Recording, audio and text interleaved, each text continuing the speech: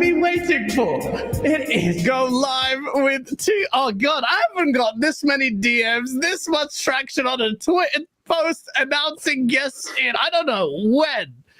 Ladies and gentlemen, we're going to bring this year to a close, and what a fucking epic show we have for you guys today. It's going to be messy, epic, funny, and all kinds of salty. From which end, I don't know. We'll find out. Thank you so much for joining us. Sorry for keeping you waiting. As always, the apology seems to be routine now from me. I gave the gents the wrong link and I just sat there on my own twiddling my thumbs thinking, where are they? So apologies for that. And shout out to everyone listening to us on Spotify and Google Play and all those other places. Shout out to you all. We have an incredible show. Let's just get into it. Before we do, as always, have to introduce the man who makes this run as smooth as butter. It is Asa, co-host and co-pony. How you doing, bro? Salt from which end, indeed? I don't know. Let's see how it goes. I'm here. I've got my drinks. I'm gonna just put on my seatbelt and sit through this one, I think. See what happens. You're not going to sit through anything. I'm going to use you as the catalyst for a lot of sauce on this one. Shout out to everyone in chat. Shout out to Sith Lord with the $2 super chat. Oh my God, Gaz and the Black Viking should be a blast. Listen, I'm going to be the one instigating because there's enough sauce here as far as these guests are concerned. That I'm expecting some jokes. It's going to be wicked. Shout out to 270 of you already in the chat. Hit the like button. And on that note, Sith Lord, thank you for the super chat. We have our first guest, both actually making their debut onto Go Live. It is... Nope, that's not going to work. No, that's not what I wanted. But fuck! Oh, I didn't want to do that. It is Black Viking, ladies and gentlemen. Shout out to him. What are you saying, bitch? I didn't know What's Gucci? What's Gucci, baby? Hey, man, thank y'all for having me on, man. For real, Nick, glad to see you, man. Gaz, Asa, it's a pleasure, man. I've been watching y'all motherfuckers from afar, so for a long time, and it's cool to be up here with y'all, man. Absolutely, man. It's good to have you on here, bro. Your rise almost meteoric, as so soon you have started and already you have grown. I saw you today. Crazy, man. Announce that. Yeah, that's all part of you guys, man. You guys share my shit out like that, and the community here is great. So I'm here to talk some shit, man. You're in a good place because this next gentleman has always been talking shit. It is. Oh, that's fucked up there, ladies and gentlemen. It is my arch nemesis, but still brother from another mother. It is Nick Marseille, the pony mother. What's up, Nick? It's good to see you. Your head shining brightly as we expected. Are you here, man? Good I made sure to shave my head last night, so nice and clean for you guys. It feels surreal to be here. I mean, all the clipping and all the talking shit that I did. It's always for jokes. Make sure you clip him, chat. Let him have a taste. Yeah, of his this is called this. So this is your chance right now to clip me for once. I was, I thought, should I go? Should I not go? It's doing podcasts. This is my second time ever attending a podcast. It's really not my thing. It's definitely not my comfort zone. But I'm like, what's the worst thing that can happen? You're gonna. I don't know. I freeze for a second or two, or I get clipped. No. Yeah, man. We're not here to make your life difficult, man. I know a lot of people with a console war. That's why I'm here. Yeah, especially if you can do this with me, and all the times me and you have had a back and forth, you can do it with anyone. Come on, man. And it's not going to be, I told you before, it's not going to be a show where we just take the piss. A lot of people, come on, man. I console war, you console war. We know what the stakes are high, man. How much shit have people made? You've made it put draw your head on a thumb. After that, I know that was so weird. I couldn't believe that. Yo, hey, after everything I just said, People do these weird things, and I'm a nobody. Like, I'm a nobody on Twitter. And people like, what happens if I have like 50K or those big numbers? Hey man, you're not nobody on Twitter, that's for sure. And you get enough traction. And on that note, just as we were talking, we've had a £10 super chat from Sean786, who I saw you take the piss off today with his I Hate Jim Ryan shirt, who's super chatting, and I'm pretty sure this is directed at you. You see, I see you got Miss Nicola, aka the $2 HO Babylon on the show. $2 ho. Oh shit. Tell him to grow a pair of bollocks and tag me next time if he wants to talk that shit. 2024 is going to be a bloodbath. Oh my god. That came from him. I'm not responsible for the super chat. What do you have to say to Sean, who you threw under the bus, to say, how dare you wear what is a wicked shirt? Jim Ryan. I don't know. I mean, it's Twitter. Sometimes, you don't always need to tag the person because it's so... it's such a close community that you see it anyway. How many times I've done it to you as well? Like, I know you see my stuff. I don't need to tag you. Like, you're 2 seconds after I see you in the comments or quote retweeting. I'm like, yeah. So that's true. That shirt was a little cringe though. Like, I don't know who does that. Sean does that, and David Jaffe tried to accost him for it, and Sean's like, "Fuck that, talk that shit." Shout out to Sean, man. He goes deep into that console war. We need the front line bots on the front line. So shout out to you, Sean. So I had this idea. Well, before we get into the usual thing, we always find out what our guests, a little bit of our guests, what makes them tick. What is their favorite IP? I know what yours is going to be, Nicola, but let's talk to yeah, I know. Yeah, and anything Naughty Dog. Go on. What is your favorite? No. I'll surprise you. Go on. Tell me. Surprise me. Naughty Dog is there as well, but obviously. My top four. My top four are always like, when people ask me, "What's your favorite movie? What's your favorite music?" I'm always like, I don't know. I kind of do everything, but in video games, it's like, okay. Bloodborne, Persona 5, Last of Us 2, and very recently BG3, Baldur's Gate 3. I'm like fucking obsessed with Baldur's Gate 3 right now. Okay. Oh yeah, no, and you make no secret of the fact. I think you're the only PlayStation guy who does play that game. No, I was playing until 10 minutes before hopping to the show. I got like more than 200 hours in it. That's crazy. So what was it? Sorry, it was The Last of Us. It was what was it? Bloodborne, Persona 5. Last of Us, and now BG3 are like top untouchable stuff. So JRPG, you've got a Soulsborne game, and you've got Baldur's Gate. So that's a pretty recent list as well of games.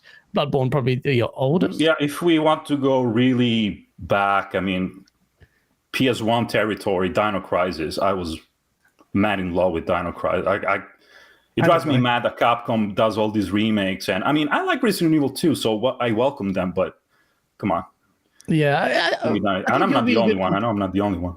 No, you're not the only one. I think that, I also think that will probably be coming. So they've already announced that they're going to make remakes of stuff, and they've led to it. And there's definitely an appetite for that.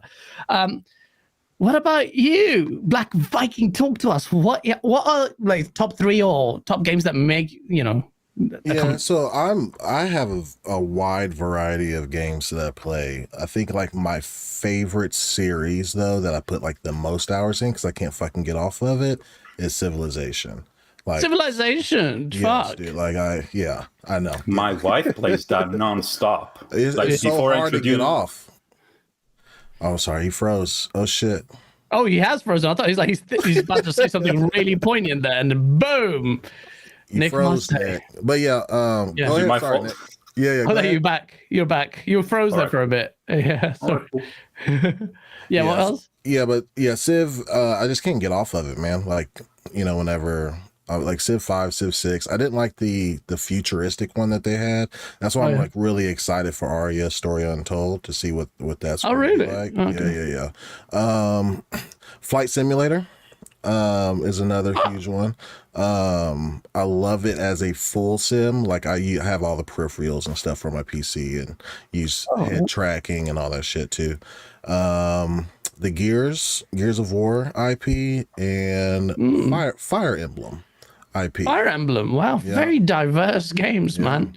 From Civilization to Flight Sim to Gears of War to Fire Emblem. Yeah, those are the ones I put the most hours in. Oh, really cool. For sure. Yeah. So yeah, I play fucking everything, man. Like literally. Yeah. That's good, man. That's really good. It's very diverse taste there. Okay. And what you been playing recently? Gears Tactics. I don't know how I missed that game. Like it fell under the radar and I started playing it again. So I've been playing that and then trying to finish up Sea of Stars. Oh yeah. Okay. Yeah. Wow, cool games. Yep. Oh, fair enough. What have you been playing, Asa, recently? I don't know. You don't know what you mean playing? I was watching the Civilization trailer. I got confused. I don't know. I've played some games. I'm still playing Baldur's Gate 3 twice a week, which is still brilliant. I'm playing some things, loads of things. Played 2 VR games today. In Baldur's Gate? No, I'm still on Act 2. I only play it on the Tuesdays and Fridays. Very long, drawn out, very fun campaign. On stream. I've been playing Arizona Sunshine in VR, Arizona Sunshine 2. That's good fun. A little bit of Avatar, which mixed feelings on that one. Bunch of stuff. Well, because I saw some people share. Avatar looks visually stunning. Like I feel like some part of me is like, are we a little bit be spoiled here? Because this is a title like as good at looking as that ever came out a few years ago. It'd be like, yeah, that's amazing. But some people say it's really good, but then other times they say the game is quite dull. Oh, there's not much there because it's the Ubisoft formula. And I think I said Nick must I confuse you for Cole Eastwood. Cole Eastwood was saying he's gonna look like me very soon. Yeah, he wanted to be on with you. It's like, oh man, I want to be on with Nick. He's saying that he kind of just wants to get that out of the way now. So yeah, I've got it here thanks to Cole. But yeah, it's one of those games that seems to be buried as well in a very, very busy, packed year. Just before we go into the next topic, I'll still be playing Alan Wake. I've been taking my time with it, and I think I'm near the end of it. But it's an incredible game. But when I say game, I feel guilty because I know you played it, Nick Massey, and I think, Nikki, that game, the gameplay of it really takes a back seat where some of the mechanics really start to piss me off. Like, it's just like you concede that the gameplay is almost secondary to the spectacle of the whole game. But when I was fighting the boss, crazy old lady Cynthia in the fucking oppressive environments in this game, man. The game is just oppressive all the time, which is I get it's part of its appeal, but it's like, all right, I'm gonna go from this horrible forest, then I go to this old people's home, which I never realized would be that fucking scary. But let's be real, old people look scary, so they made them look very scary in this game. And then you go to the hospital area, that looks scary and oppressive as fuck. And I'm always playing this game late at night. I'm like, fuck.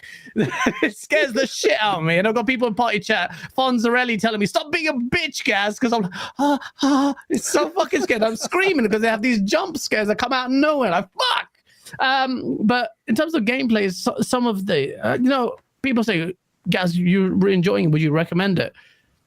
And the problem with that game is because it puts gameplay so secondary, in my opinion. Some of the I like the gunplay and that, but it's so slow sometimes that I'm like, if I recommend this, I have a feeling some people just won't like it. I know BG just gave up on the game, so it's not for me. Hold on, what game are we talking about right now? I'm sorry. Alan Wake 2.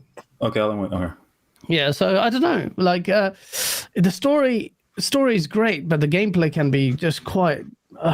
And that's what I'll be happy with. Okay, take a break. Oh, well, I don't know how the story ends. I guess that's the end of it. I don't know. Don't tell me. But is it strictly just like a narrative game? pretty much. No, I mean, it has gameplay elements, definitely. There's very similar to the first game in many ways, but it's just slow. Like, even the gunplay, I'm like, fucking reload. Why is it not reloading? Why is it taking so long? And, like, just the running, like, it's just, I don't know. It can be really grating, but I'm hooked by the story. And the fact that the control story is merged with this, it's like, oh, okay. Like, it's really making a lot of sense, man. They put so much effort into this, but yeah, man, definitely that's a game. I'll tell you another game that's really good. Chat. If you want your multiplayer fix, the finals, that game fucking is like crack. I've had to stop playing. If I play it, I won't do any work. I won't do anything.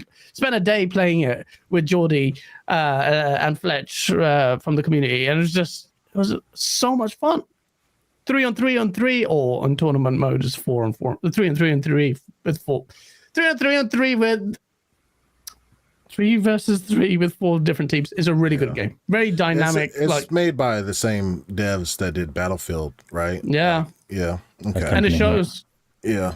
Bad Company as well, and it has that Bad Company DNA with the destruction in this game. Like, if you really want a good multiplayer game, you can't go wrong with the final. It's not even can't go wrong. It's not one of those.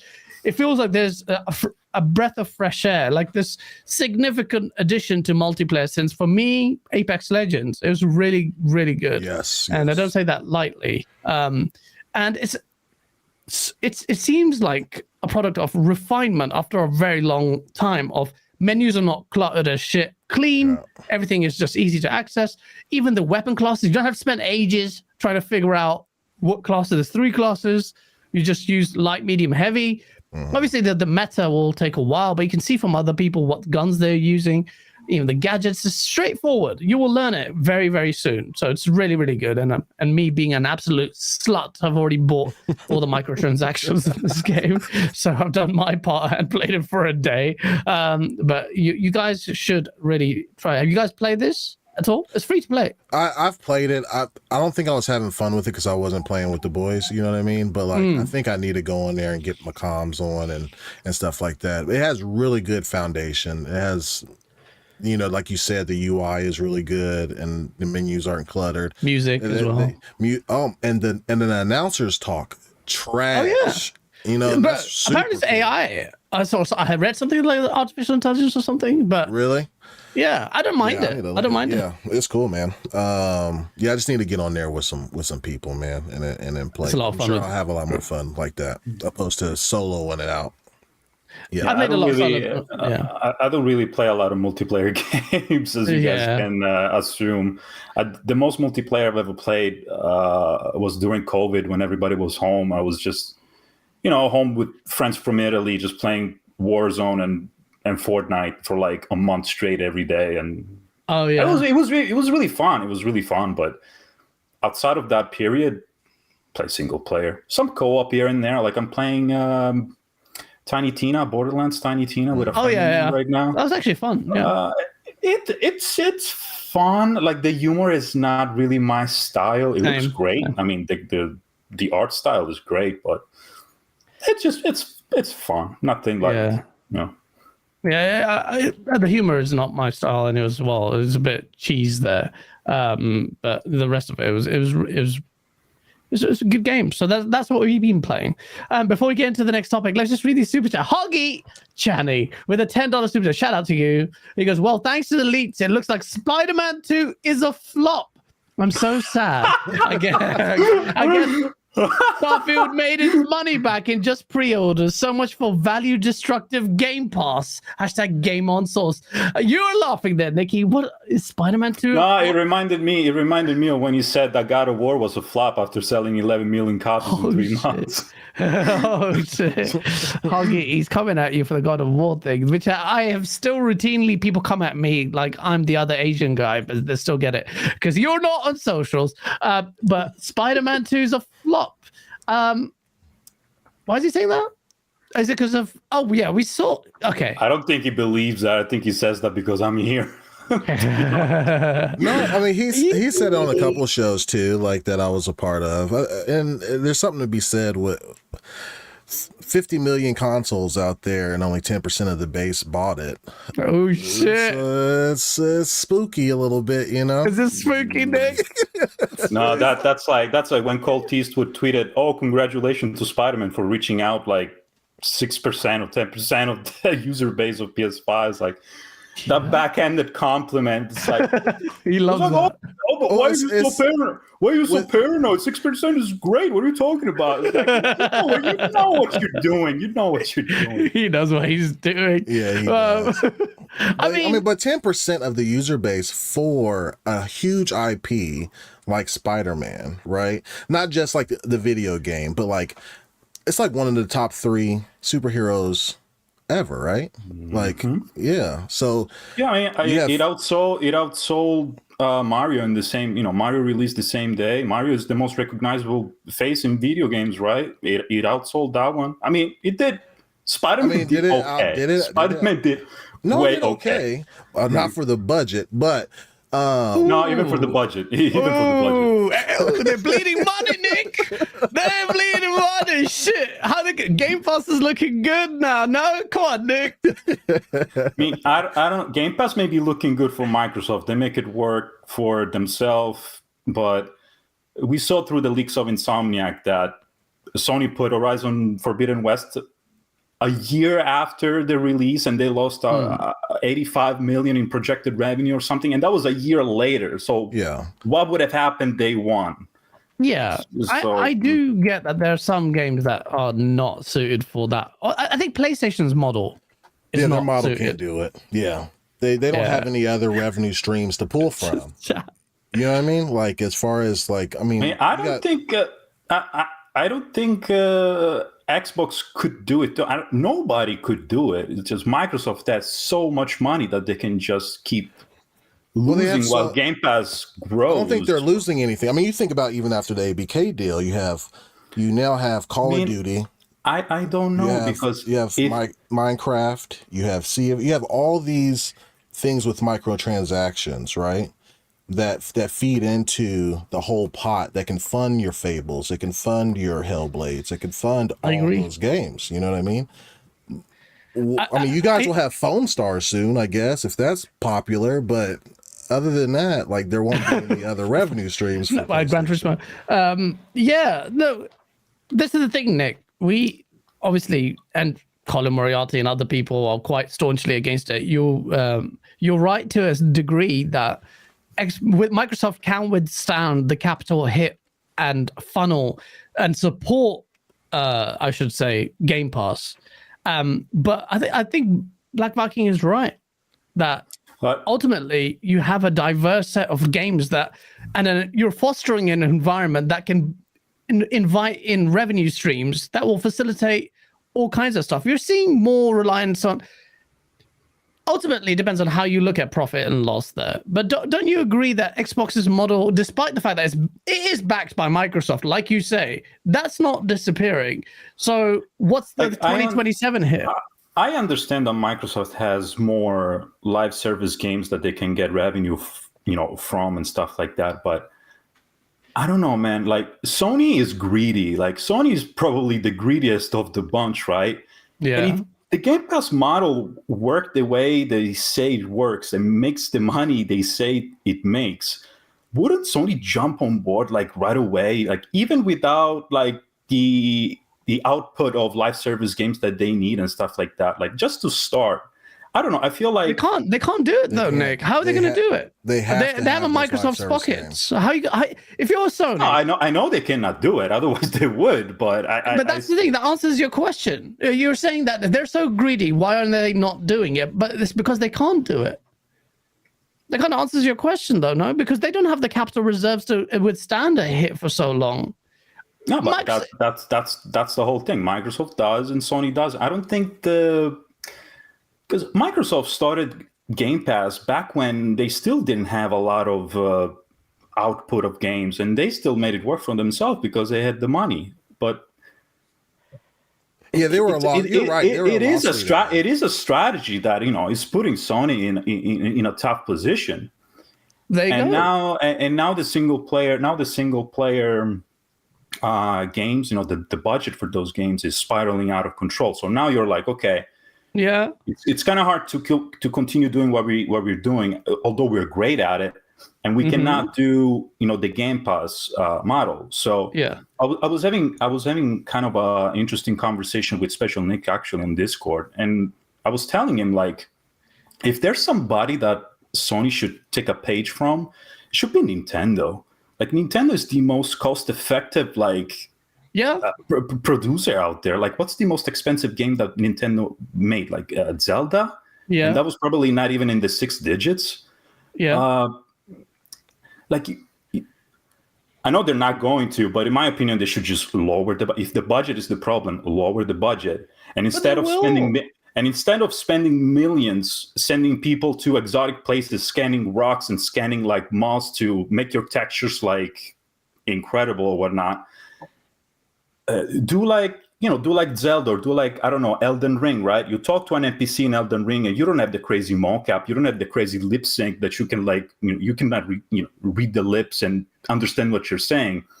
So you're suggesting that PlayStation should the PlayStation quality, because you routinely hold The Last of Us, and that kind of shit will go away.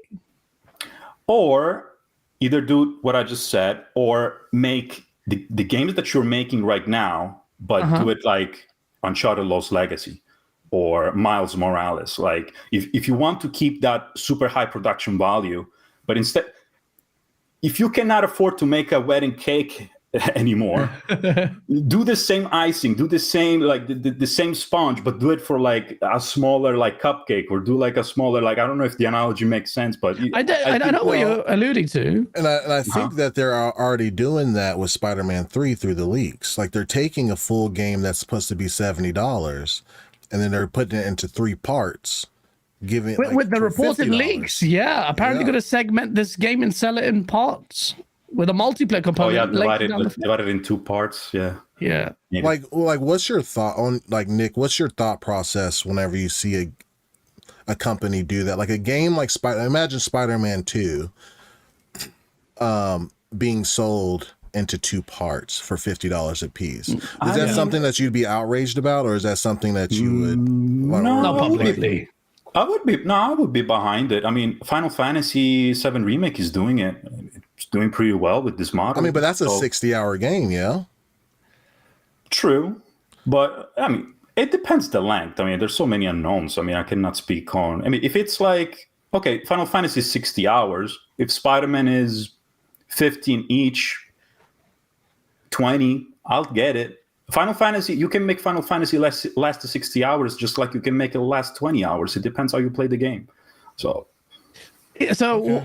based on what you're suggesting, look, we talk about all this about Xbox Game Pass sustainability. You're alluding to Sony also having an existential crisis as far as this existing model is concerned. Because you talk about sustainability, you're talking about PlayStation's model not being sustainable, to the fact that you're suggesting either tone it down and reduce the quality, which is the thing you just said, or cut it in parts and you'll be okay with it. So it's PlayStation's model that's not sustainable, no? Based on everything that we've seen now. Or is that just me misspeaking? I mean, yeah, it's clearly getting there because we've seen the budgets. I mean, all the things that leaked, we've seen the numbers, the breakdown of every single title. It's getting there. Maybe it's not now, today, but, as more games exclusive to this generation come out, then, it's going to be hard. Yeah. So this is what me and a lot of other people and other bots are saying.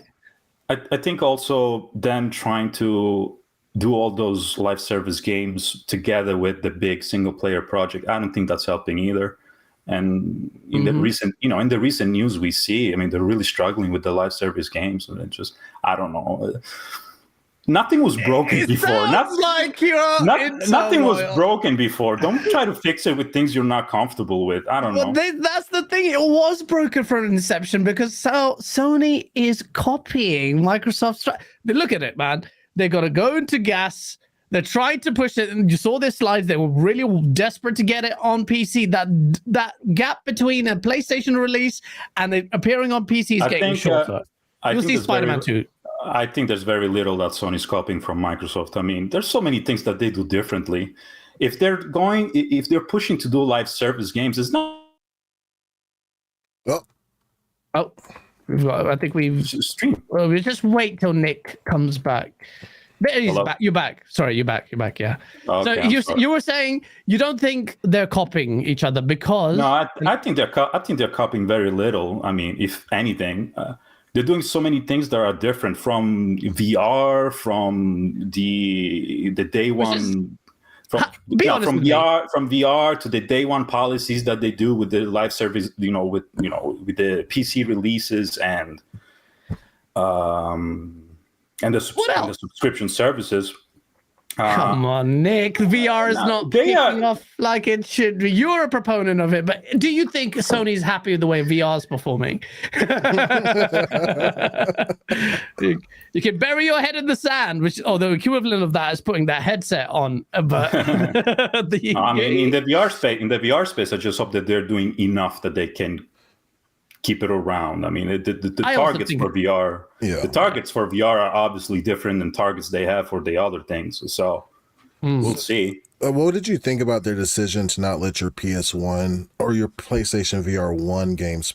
I knew it. I knew it from when rumors started about the new PSVR 2. I was like, they need to drop that ancient technology with the moves and the camera. If the moment you drop all that stuff, of course your stuff is not going to be backward compatible. I knew it. But the Quest does it pretty well though. Any games I bought for my Quest 2, if I pick but the Quest never had a system that was dependent on a camera and PS3 accessories.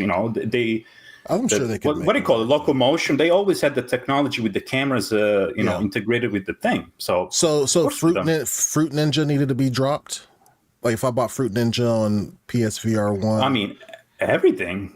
Everything on PSVR 1 worked with that piece of trash. So, all right, okay. I mean, I still, you do play your VR, and I do. Maintain my view that VR is needed, and I respect PlayStation doing it. And they will get the respect because that's them taking risks in the industry. VR, listen, I don't play VR on the daily myself. Like, it's that itch that you get once in a while, and when you are able to scratch it, that feels so good, right? Yeah. You don't need it every day. You don't, but when you do need it and you have it, it's really nice. Like I was playing Resident Evil 4 just last night. Yeah, I saw your tweet. Fucking incredible, man. So definitely. Good. Yeah, definitely. Let me catch up with these super chats. There have been some crazy super chats. Shout out to you, Donnie, who's now a member again for 26 months. Happy early New Year. Happy early New Year indeed. Shout out to you, Donnie. One of the longest supporters in this channel. Selzito17. Gaz, you best not sell out today. Get them ponies. He always, if I'm nice in a conversation with, like I was with King Thrash, I got it for, why you be so nice? One, I was tired. It's a Sunday, and two, I was high. No, I wasn't high. That was a lie. Then we've got Cole Eastwood. What are you saying? Is we watching the show while working on a new desk? Oh, shout out! Shout out to Nicola for being chill and cool enough to hang out with a couple of Xbots like Gaz and Black Viking. No, absolutely. Shout out to you for doing that. Sean, if I can add something, I'm sorry, I don't mean to interrupt. Like for me, it's always been like I'm a PlayStation guy, like hardcore.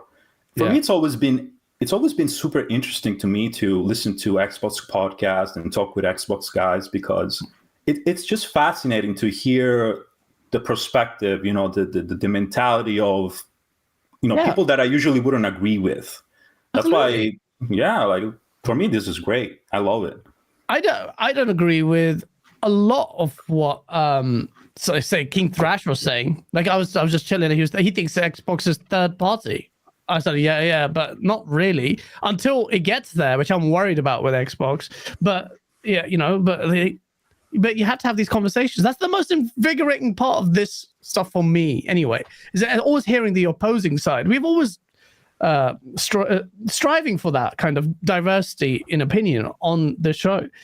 Sean786 with a £5 super chat. Shout out to Fred the Dogbot for taking a big pile of shit on that no good big bitch of a console. PlayStation has no games in 007 at the Game Awards. Shout out to Sean. He's alluding to the fact that someone opened their Christmas present and a dog actually literally shat next to the box. It was just perfect console war material. If you ever say Xbox is dog shit, just post that.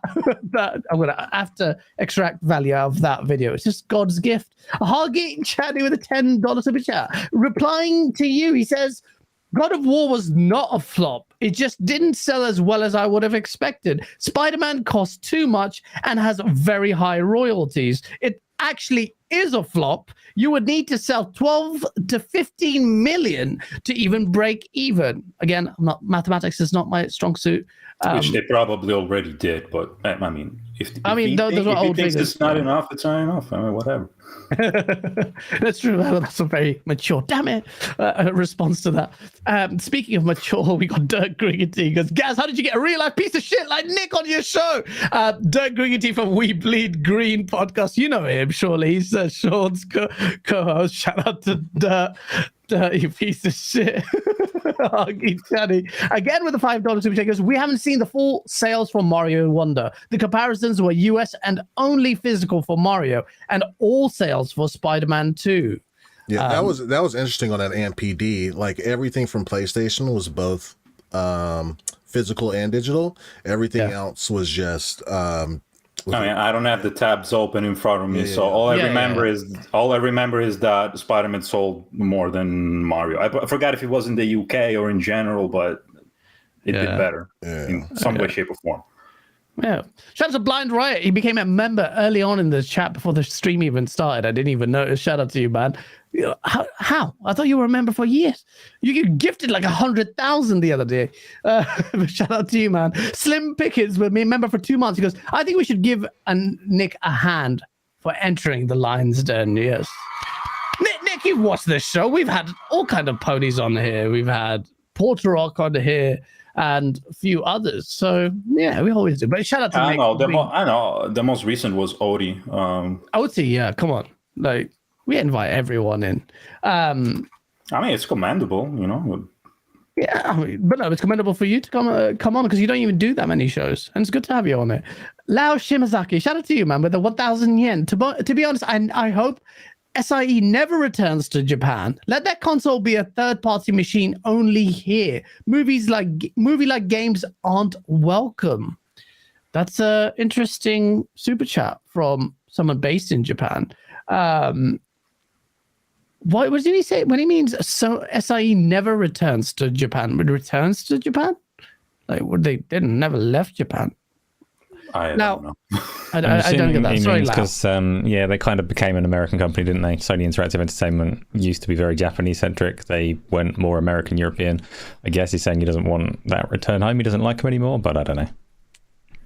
Yeah, but apparently the Japan side still holds a lot of power. Like a lot of the decision that Jim Ryan, Jim Ryan still responds to a lot of the Japanese guys over there. So and if you did like them more previously, then you'd surely want them to return home and kind of go back to how they used to be, I would have thought. But that's interesting. Lau, that's very interesting. Do you feel betrayed by the PlayStation there?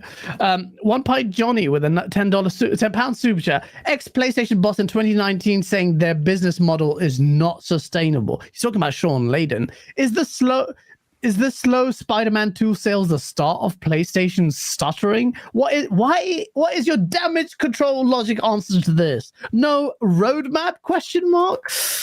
Ooh, Nick, you would concede that it is a challenge. Were you surprised by the budget of what we saw in these leaks of Spider-Man? Of Spider-Man 2's development budget and across the board. Yeah, my reaction, to be honest, to the budget was like, yeah, it's high, but you can kind of see it on screen when doing specific scenes and doing specific session of the game. It's like, yeah, it's really high budget. So I was like, yeah.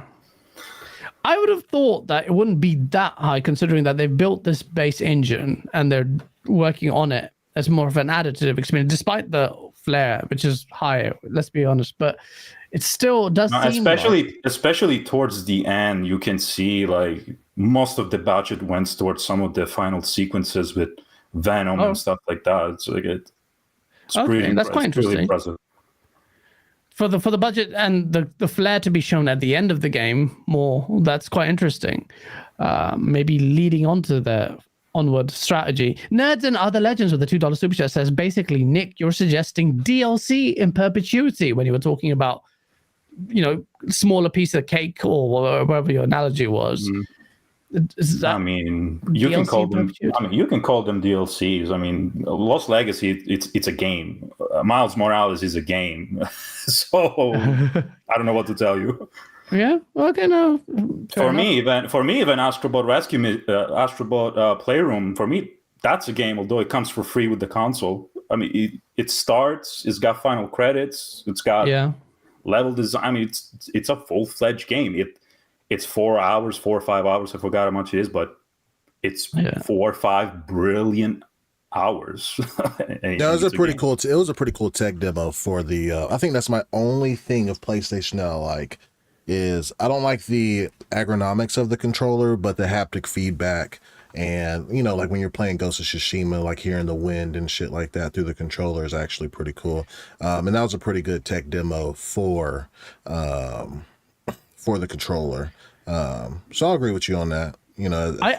Some games use the DualSense better than others. I mean, it's up to the developer at that point. But when it's done well, it's I have to give Sony their flowers for the controller, because despite the fact that they don't have these offset thumbsticks, which I hate, I really like the feel of the PS5 controller, and I would give it the win over the Xbox One because of the updates that they've done. And I think it's not a secret that the next Xbox controller is going to have some of the haptic technology or something like that, right? Incorporating Sony's stuff. So that kind of says, and I think they even alluded to there were some patents or something, I think a while ago that were released.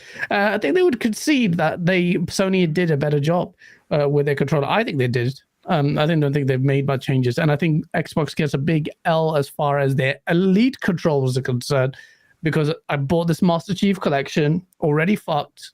Already, man, I had 2 elite controllers, both of them fucked, and I don't molest these controllers, man.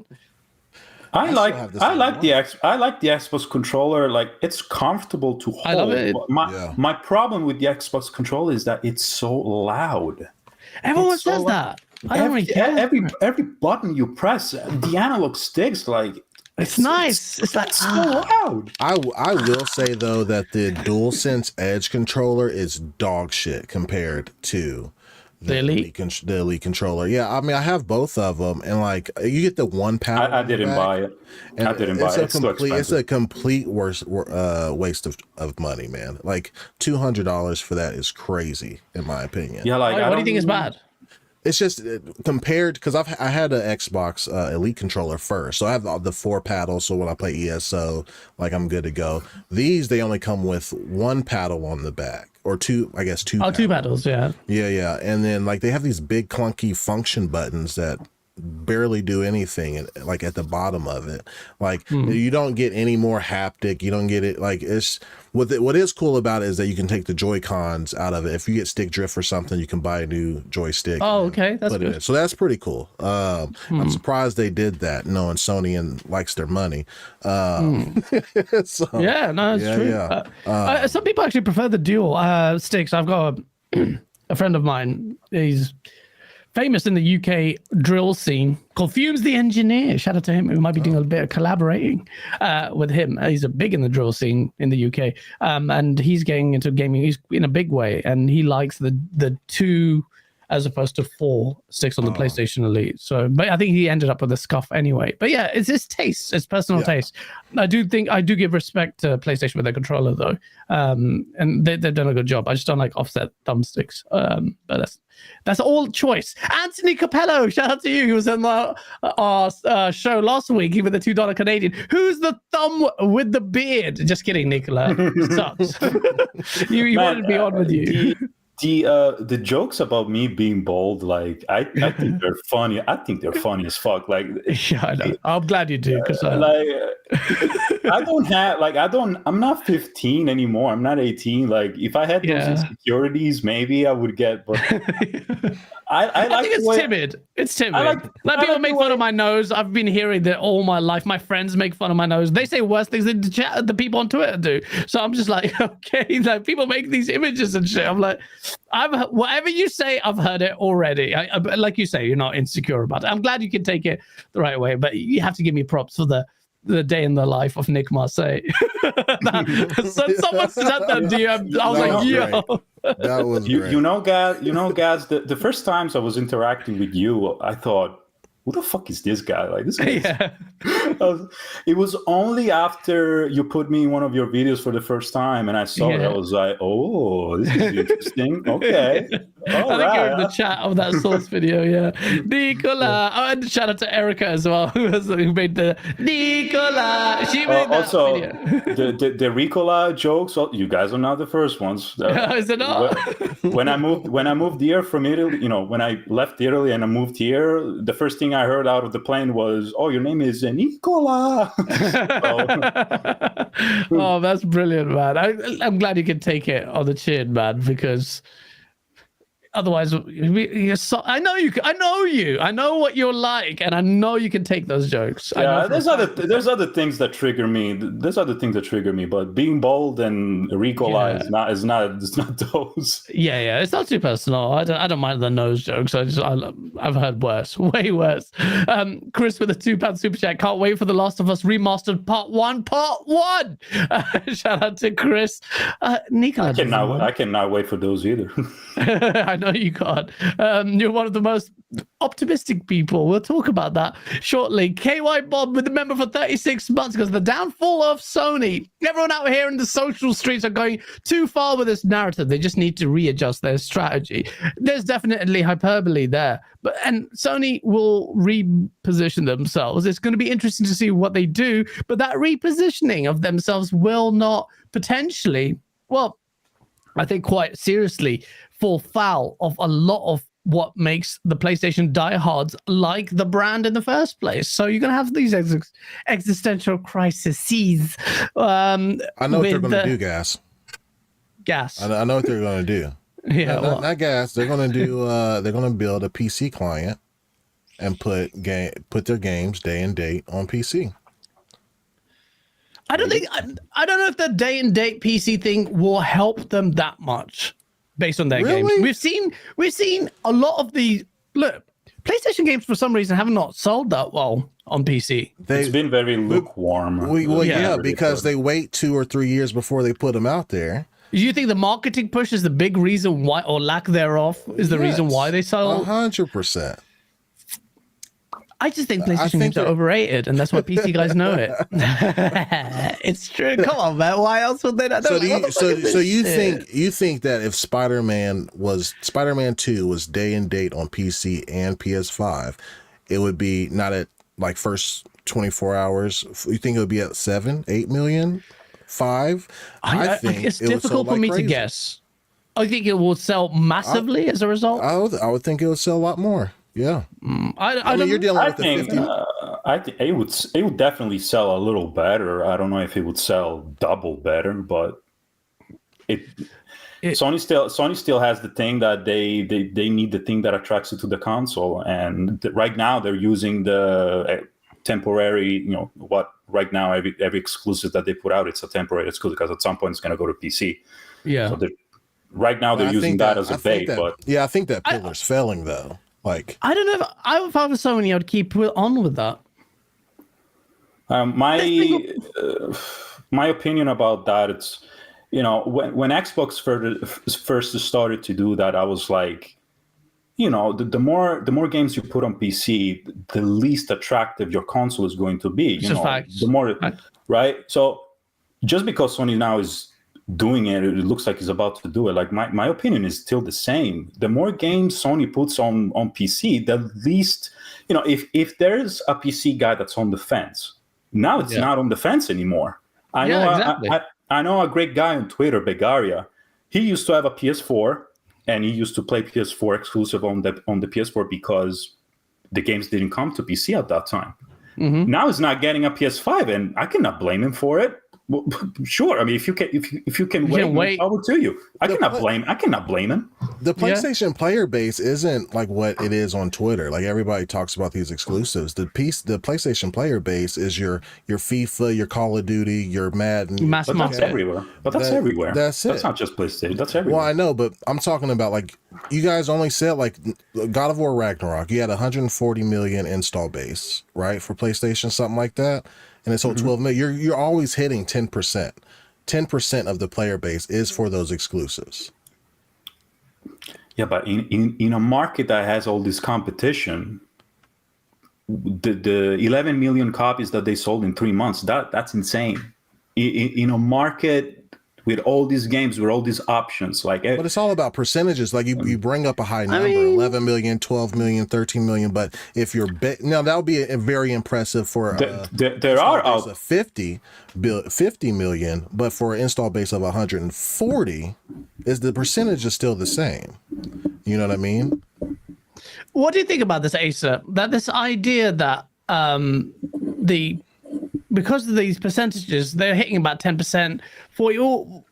Do you think that that's a bit primary reason why PlayStation seem to really go pander to the gas, because they are looking at these numbers and they're a bit concerned? Or do you think these are impressive numbers and Sony can maintain their business model on that basis? Because there seems to be two views on this.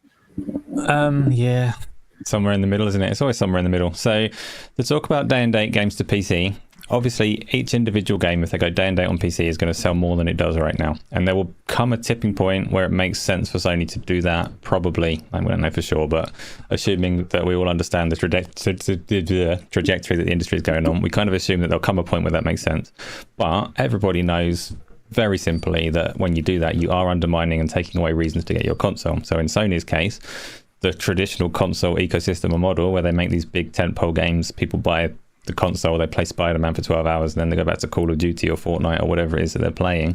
Sony need that 30% that they're getting from all of those people. If you put those games on PC, you are undermining reasons for people to be in your ecosystem in the first place. We know this. It's true for Microsoft as well. That's why the Xbox is not selling as much as the PlayStation 5. Microsoft's big, grand strategy is all-encompassing and involves, they've made very significant inroads through the Epic and Fortnite, Epic and Android, Epic Google legal cases that are going on have made massive, Microsoft are going to be in a good mood right now, because over the coming years, and it's probably going to take years, but over the coming years, their strategy is probably going to pay off, because they probably can set up properly in the mobile space.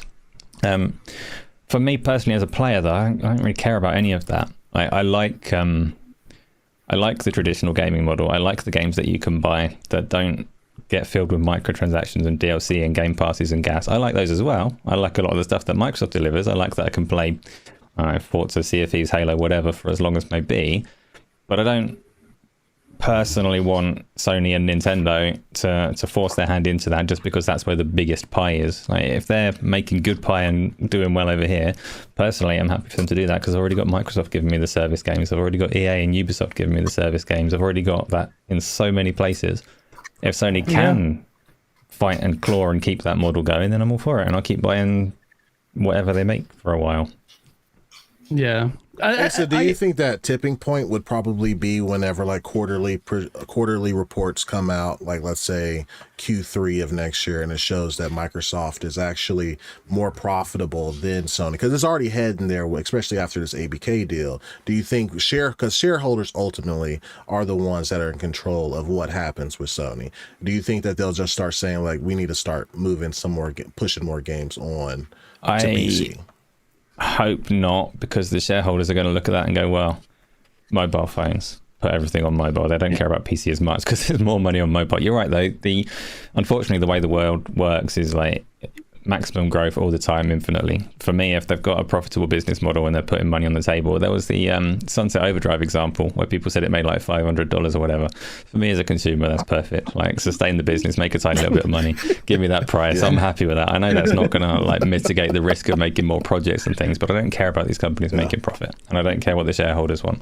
I'm very, very selfish, and I want good games. So will the tipping point come from shareholder pressure? Yeah, probably. Well, it'll also come from a whole load of spreadsheets that tell them where the money is, how much they're going to lose from making these maneuvers. And we know at the moment it will cost them money in the short term. So, yeah. Yeah. Let's see. And on that note, we've got Eldozo with a £5 super chat. Top position yet in console sales. But if they need to sell 50 million consoles to make the same profit Xbox are they really winning? It depends on how you look at that. Really. And RC Polygons with a $10 super chat. With Game Pass and ABK making bank, can't wait for Xbox to make another big acquisition like Take-Two. Can't wait for the fanboys to say that GTA doesn't look good compared to PlayStation games, all because it's an Xbox game. I don't think that will ever happen because Rockstar is on a level. Are we really asking for more acquisitions, guys? Do we need more? Do it just for the salt, please. Take-Two, that would be fucking epic. I mean, they'll probably do more, but they need to lay low for a while. Like afterwards, they need to lay low. Yeah, they just need to buy ones that need saving. I mean, you look at Embrace Crystal Dynamics. And yeah, stuff exactly. Like that. Yeah. That will happen. They'll start hiring talent. By the way, I guarantee you that. By the way, BT Maverick with a 707. BT Maverick 707 with a $10 super chat. Sorry. PSVR 1 had Iron Man VR with old tech, and Quest ported that game over when they bought the studio. You can't port these games over. Sony chooses not to support their backwards compatibility. Thank you, guys. There's an element of that. Let's be real. If they had a real appetite for it, they would have done it. And it feels like Microsoft has done a lot more. They could do it. It's doable, but it takes individual work for every single individual game. And some games have done it, but the library on PSVR 1 was big. So yeah, it's a big ask. And Sony wants to charge you twice. Don't worry about it. It's Sony. Come on, bruh. I mean, the catalog on PSVR 2 right now, it's not the problem. The problem with PSVR 2 right now is the same problem that PSVR, like Asa said before in other episodes, it's the same problem that PS5 has right now, is that we don't know what's in the menu for the next year or whatnot.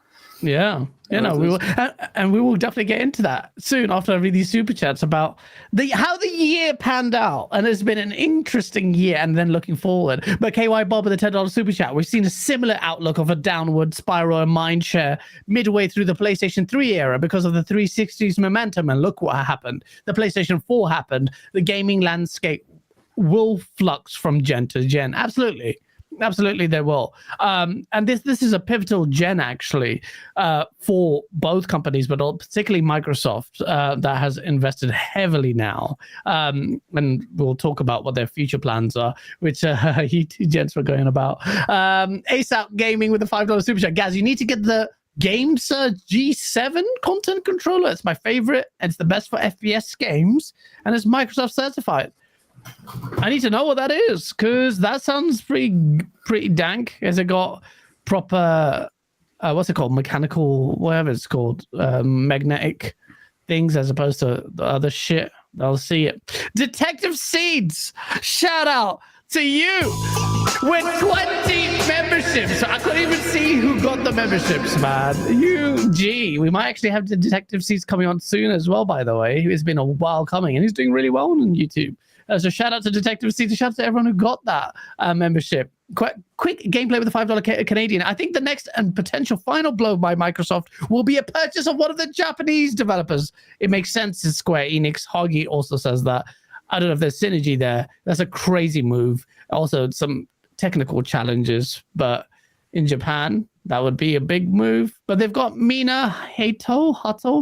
The one that would really hurt me would be Capcom.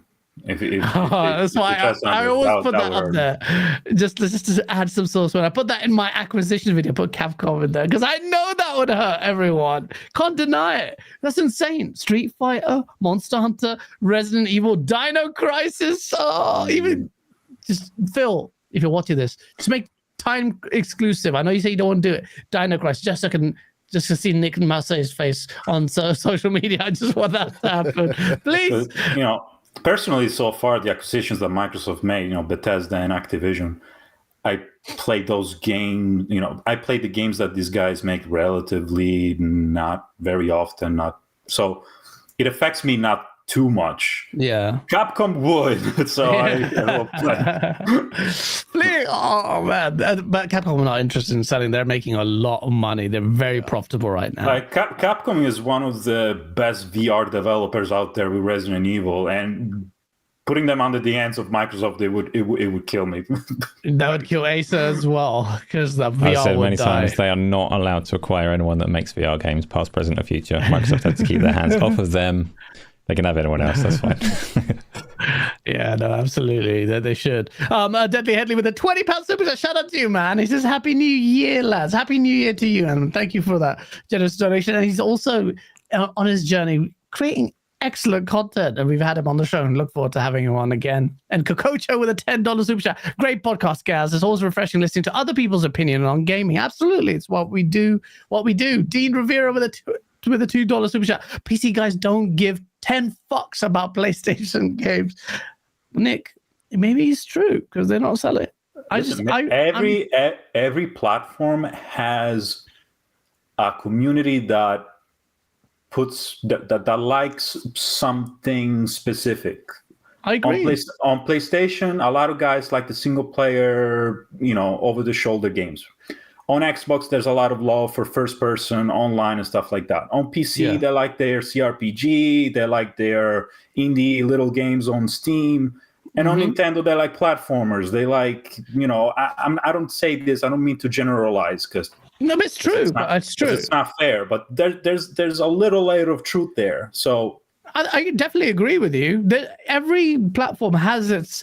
You can see the trends. You can see what kind of games they veer towards. Like Nintendo definitely has its own weird, like platformer-esque platform model. Xbox definitely has its DNA in almost like the Dreamcast / PC. You had Quake Online, and that's where people place it. A lot of the beef and console war is literally funneled by views of single player versus multiplayer as well. Absolutely, there's definitely a taste there. So I think you're right. I question. Yes, you'll definitely get better sales on PC with good marketing if you benefit from PlayStation games day and date. But I don't know if it will make that a fundamental difference. I may be wrong, though. I concede I do not know the answer to that. But I think PC has its own crowd. They may not be that interested in PlayStation games. I think the most successful PlayStation game on PC was Horizon Zero Dawn. And that's because it's very... I know people don't like the game being called an RPG, but there's many RPG elements in that game. And your friend Alex. It's really hard to say, though, because every single PC release has been a year or more later. You know what I mean? It's not the hotness that came out. You know what I mean? That's true. That marketing is not inconsequential. Marketing is a big reason why Xbox fumbles a lot, and we say that a lot. So you can't say that. That's what I'm saying. I don't know how much of a difference it makes, but just based on perception, you wouldn't expect such a drop off if the people are interested. The game is there. You would expect them to buy it, unless PlayStation's strategy is working really well. In which case, they are buying PlayStations and they have PCs, which is, let's be honest, is the smart play. Like you can get everything. When Xbox games are on PC, why would you? That means that PlayStation PC guys may have PlayStations, and I know a lot of PC guys primarily who buy just a PlayStation. So the one that's going to be like quite interesting is Ghost of Tsushima, because we know that that's coming to PC. It's been coming to PC for ages. It's pretty old now. It came out in like 2018 or whatever. I don't remember. Yeah, and they're clearly, for me, fairly clearly. Yeah, it's a quality one, but they're holding on to it because their strategy in the PC space at the moment appears to be to release a game a few months prior to the sequel. So they're using that PC one as a net to try and get people onto the console ecosystem. That's how important the console ecosystem is to them. So I'm sure once they release that particular game, because it's got a massively positive reputation and by rights should sell well in the PC space, it's the kind of game that should do well there, just like Horizon was. So that will probably be quite telling for them in terms of metrics. The release cadence has been really weird. The PlayStation games on PC, like it was almost random at times. Like out of nowhere, Sackboy Big Adventure came out on PC. Yeah, like I don't know what they're waiting. I don't know if it depends on From Software, but the absence of Bloodborne, it's the biggest mystery. That's a weird one. Like Bloodborne on PC would blow up to the stratosphere. I do not understand. Bloodborne on That's PlayStation true. 4 Pro, people have been asking for. They've lost the password. They've lost the password for the game. Where is it? They lost their. They might have. Them being random actually kind of makes sense because like I have all systems, and if I can buy it on PC even a year later, I would buy it there because I absolutely hate the PlayStation ecosystem. So if they release like, all right, we're going to do this, and then 1 year later exactly we'll release, I'm waiting. But then if I don't know, then I might scratch that itch and then buy it. You know what I mean? Yeah. I like my games on Steam, man, or on Xbox. Yeah. I'm not on PlayStation. I don't even have one right now. And I'm willing to wait. And it's not even a PC thing, but the right game will make me buy it. Even a PlayStation. Joseph Wall with a £5 super chat. Starfield has a player base of over 2 billion and can only boast player numbers who only downloaded and fell asleep. Chagi, this is directed at you. Starfield's not doing that well on Steam charts. I don't know why. Is there like a mass campaign against it? I saw you share Black Viking, some player hours, 800 hours or something spent on this game, and then they reviewed it and said, nah, this is a shit game or something like that. Why would you spend so long playing it? How the fuck are you going to spend 7.5 hours on a game every day from the time it was released to now and say it's like, you know what? I ain't like I don't get that. Fuck out of here. Like, I get that for multiplayer games because, like, you're playing with your friends. Like, that's where you have fun. And it could be a shit game, and so you can still have fun with a multiplayer game. Yeah. But a single player game, you sat in your fucking dungeon for 8 hours every day and not enjoyed it. Fuck out of here, man. Go get some cheeks. Go get some cheeks. I mean, it doesn't seem to be like revisionist. Like looking back, maybe in hindsight, people think that it wasn't. Well, you spent 8 hours. You got your money's worth. You spent 800 hours in it. Fuck out of here. I don't get that, man. I just generally don't get. How can you even say that? We've got Dean Rivera with a $2 super chat. Ponies circle jerking over console sales metric.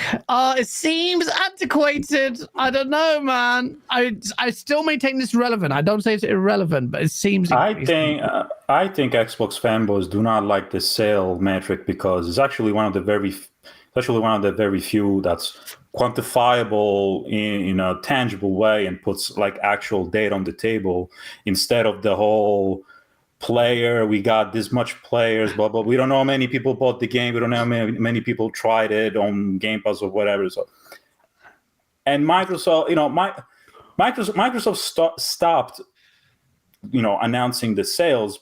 Not because of the reason that they tell you. It's because they were low.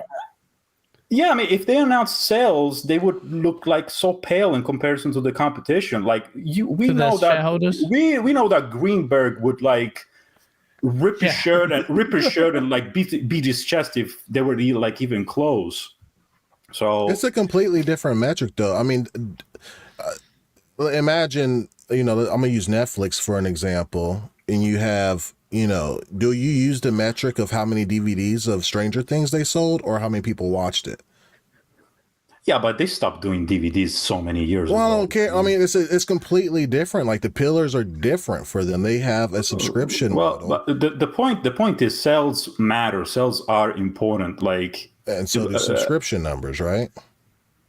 All of them, all of them matter, but they stopped reporting both sales and Game Pass subscribers. So I guess something's not adding up. Yeah. I mean, like they have a product that they are going through the hoops to manufacture, that they put on the market. There's no company in the world that's put out a product and they don't care about it, and they don't care if it sells or not. They care. They care. Well, yeah, I mean, but that's what the guy said about the PlayStation Portal, though. Sony's guy VP goes, we don't care about the sales. All we care about is engagement. I'm increasing the time in engagement. PlayStation's guy said that regarding the PlayStation Portal. But because both are important. Like for Xbox, for example, you want to grow your Game Pass subscription count, you need to sell Xbox consoles. Like if there's a good chance to get a subscription for Game Pass is if somebody buys an Xbox. Yeah. because you're not getting that many subscriptions out of mobile. And PC helps, but PC, they're seeing quite a big growth, they say. Yeah, PC is pretty good, but the first driver to Game Pass, it's the console. The service is named after the box. You need to sell the box. Xbox is now more than the box, I would argue, but I do agree to a certain degree. That's the primary way they've gained a chunk of their subscriptions on Game Pass. You can talk about growth, but the growth is high on PC because the console subscriptions have stalled. So they all stalled. The PlayStation Plus stalled as well. They're not growing past 50 million, whatever they are right now. It'd be interesting to see how this pans out in a few, just in the years to come. It's quite interesting. Hoggy Channy with the $5 super chat. PlayStation already makes less profit than both Xbox and Nintendo. With ABK, it's much worse. PlayStation has had declining profit for a few years. Hoggy. Okay. Well, I mean, we've talked about that already. Justin Deal, thank you for a member for 11 months, almost coming up to a whole year one. Happy New Year. Xbox is going to be Source in 2024, which we're going to talk about. Joseph Wall with a £5 super chat. The super chat costs more money than Redfall does now at Best Buy. Salted out wounds. We will talk about that as well. Joseph, you messy with your super chats. Naruko with a £5 super chat. Evening, bros. Speaking of Capcom, just started playing the Resident Evil 5 with a mate. First time he's played a Resident Evil game. Good co-op game, by the way. I enjoyed it. I enjoyed Resident Evil 5. I completed it co-op with my friend. Really, but it's not really. I don't know. I won't get into a tangent on that. Joseph Wall with a £2 super chat says this super chat costs more than Uni's fake Rolex. Oh shit! Oh my god! No. Yo, Joseph, who are you, bro? Why are you doing this? Why are you doing this? Uni about to make a spaces right now. Damn. Yo,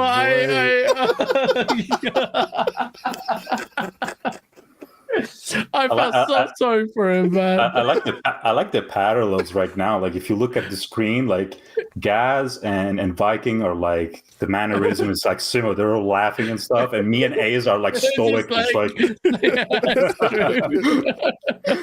Oh man, well, did you not see this, Nick? Must say Xbox Uni shared. So he shared his Christmas gift and he put on boldly a Rolex watch. I saw Nib did like a breakdown on why the thing is kind of stuff. Oh my god. Nib is such a piece of shit. Nib, you're such a dick. How can you do that to him? But he's right, though. I mean, he's right. maybe Uni went back to doing. Yeah, maybe Uni went back to the guy and got his money back or something. Maybe he saved we don't know. Nib knew he should have sent the DM for that. Yeah. Nib knew he should have. But fucking publicly, how can you, Uni, how can you give him a win like that? Nib, especially Nib of all people. But Nib did that breakdown, so you don't know, Twitter streets is pretty messy. Nib, Xbox Uni shared his Rolex watch, and I liked it. So, yo, this guy's going crazy. He's starting on Christmas. Capitalism. And Nibbles, the pony with this.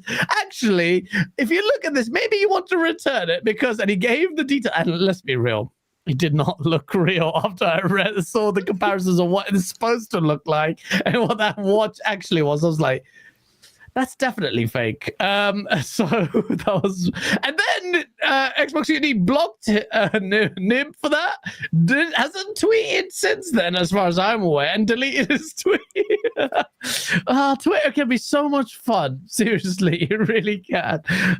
But Joseph Wall, you piece of shit. Why you do that? That was a funny super chat. I'm not gonna lie. But yeah, okay.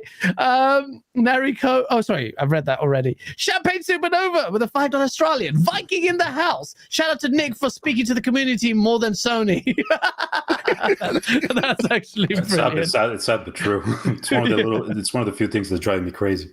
Yeah, they do need to communicate more, a lot more. I don't know what Sony's doing. I think that needs to change. I did write a little thread one time on Twitter about my frustration with the communication this generation, and even David Jaffe saw it and he read it in his stream. He read my thread. I was like, whoa. Oh, did he? He actually said this is. Did he agree that was Sony's problem? Jaffe doesn't really care much about the communication or how how things are communicated. As long as things are communicated, I also like. I kind of care how things are communicated as well, because a nicely put showcase is nice to look at. Yeah, it's different than just doing little like blog posts and shadow drop things on Twitter. Yeah, definitely. So I do. Yeah, that is PlayStation's problem. I think the community, if they're being real with themselves, will also say the same thing. So yeah, shout out to them. And he goes, "Great banter. It's all love. Happy New Year, fellas." Michael Caine. Can you say that?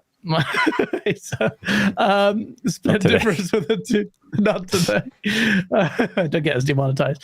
Split difference with a $2 super chat. You got sales, but got no games. You got a ton of PS5, but what? Why go on, Split difference? What you saying, lads? Fonz Gaming being a member for 11 months with a heart. Shout out to Fonz, man. Great guy. Just a lovely person who's moved to the PC Master Race. You piece of. You a Huggy, you're corrupting everyone from the inside.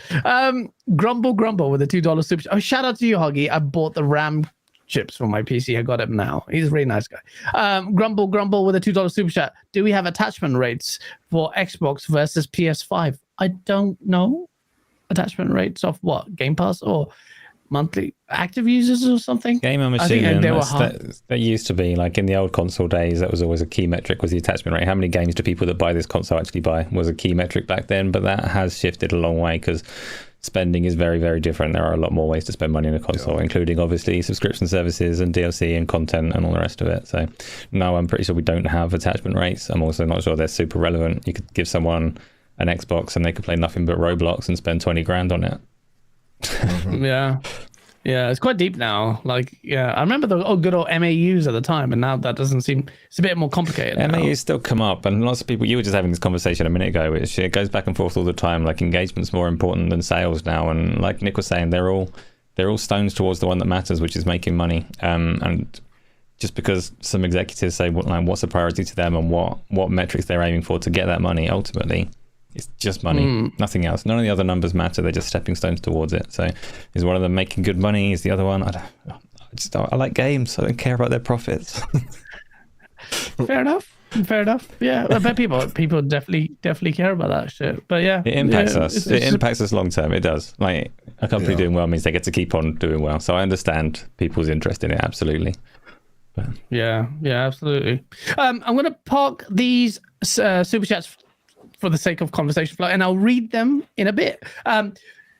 So this year has been an interesting one.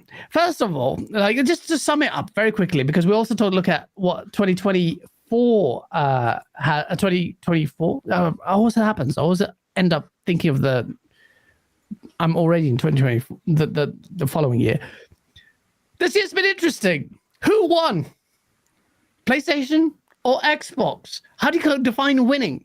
We define winning by the games and the quality of the games and exclusives. And all this is getting a hot topic now in the run-up to 2024. Because on the Xbox team, they were like, yo, PlayStation has no roadmap on the PlayStation side. We actually have dates for games and stuff. But before we get into what's happening in 2024, what happened in 2023? This year, I mean, if you remember, cast our mind back. The first game to release third-party timed exclusive was Forspoken. Which released with a... it wasn't a great start for Sony. it started off with a 64 meta. It came out of nowhere. The demo came out quite early. Everyone was like, oh, they're really confident. I was looking forward to Project Athia when it was called. And then it just started to formalize a little bit. But that game that released on the 24th of Jan, it didn't help. PlayStation did it. I was interested up until I tried the demo. The demo killed it for me. There was something weird about the color palette. It was super bright or something. The frame rate was not great. So I was like, you know what, meh. Yeah, it's just the vibes of it all weird. The combat didn't feel like meaty. It just didn't. The traversal wasn't as good as what the Project Athia. It also visually didn't look that great compared to what they definitely downgraded. And yeah, just had this weird gray kind of washed out look. But yeah, some people say they still enjoyed it. There's a big game there, but I mean, Sony had two exclusive games from Square Enix this year. One was Forspoken, the other one was Final Fantasy 16. Final Fantasy 16 was great. So they had a miss, and they had a hit the target. Yeah, yeah, they did. Like Final Fantasy 16, as divisive as it was, and I used it for console warring. It was a very like. You know, I understand why people like that game. I feel like it has definite bad weaknesses, man. Like the combat of the Devil May Cry stuff is so simplistic. Like it really isn't that hard. I just didn't find it hard. I haven't completed it, but what I really liked was the hard. Story. It wasn't a hard game, but it had some of the most incredible set pieces I've ever seen. Some of the boss fights were stupid. Like I really liked the whole good. Yeah, visually stupid. The crazy, like the Guardian Forces thing, like really those big the Titan boss fight. That was like that made the Titan in God of War 3. It made that boss fight look like it was something small in comparison. Really, yeah. I saw some of the set pieces. I thought this is really good, and I just kind of just fell away from it. But yeah, like that. But that game did forsake its RPG trappings for this model. Would you be happy if they carried it forward? Talking to me? Yeah. Sorry, Nick. Yeah. I mean, would you carry? Believe it or not, I haven't played that many Final Fantasy games. The first Final Fantasy game I played was Final Fantasy VII Remake. And Final Fantasy 16 was my second Final Fantasy. Oh, I'm lying because I also played Final Fantasy 15. Okay. All of them are very different from each other. And not to quote Colin Moriarty, which I know you have. Go do it. Well, I was listening to his podcast, and he was pretty much describing how every single Final Fantasy since the first one, they're all different. Like they all change, in one way, shape, or form from the other. But they're still RPGs though, and this one really basically is a very basic RPG. They stopped having those traditional RPG like the turn-based stuff ever since I don't know what it was, Final Fantasy 13 again. One. Yeah, so. It's kind of been this way for a while. Yeah, it's not that you can still like look at there's like fucking Horizon has more RPG elements than Final Fantasy 16, man. Gran Turismo is more of an RPG than Final Fantasy 16. It's not really an RPG, but if the game is good and it did well critically, so well that, as Griggity says, they disbanded the studio. They disbanded the. They disbanded the one that did Forspoken, right? Or are they the same? I don't know. He says Final Fantasy 16. I don't know what he's talking about. I don't remember that. I know Forspoken. I think he's talking about Forspoken. So I think he's missing them up. Okay. Duh! Got it wrong. But yeah, so we had Final Fantasy 16. Oh, he said both studios did. Actually, they had layoffs and stuff. Okay, shit. I mean, who didn't do layoffs this year? Like, Jesus.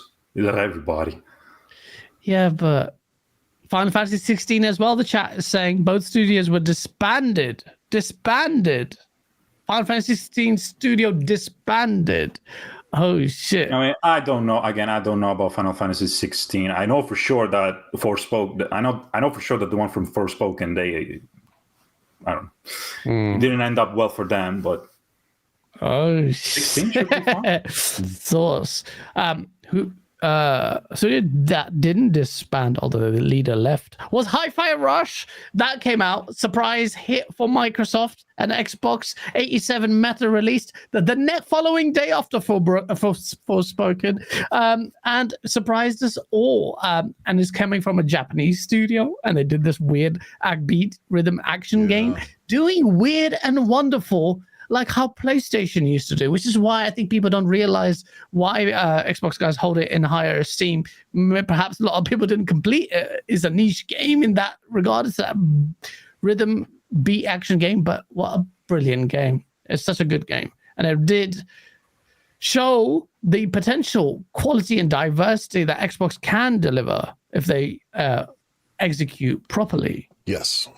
So that we need to see more of those. Rush. Yeah, Hi-Fi Rush was super good. I like the direction that Microsoft is going with all these games that are completely different. Like I'm one of those gamers that like I like to dibble and dabble in different genres. So like Game Pass always has me eating really good. You know what I mean? So this is the thing with Game Pass. Like I get it. Like it's a disruptive thing, but Game Pass has been a savior to gaming.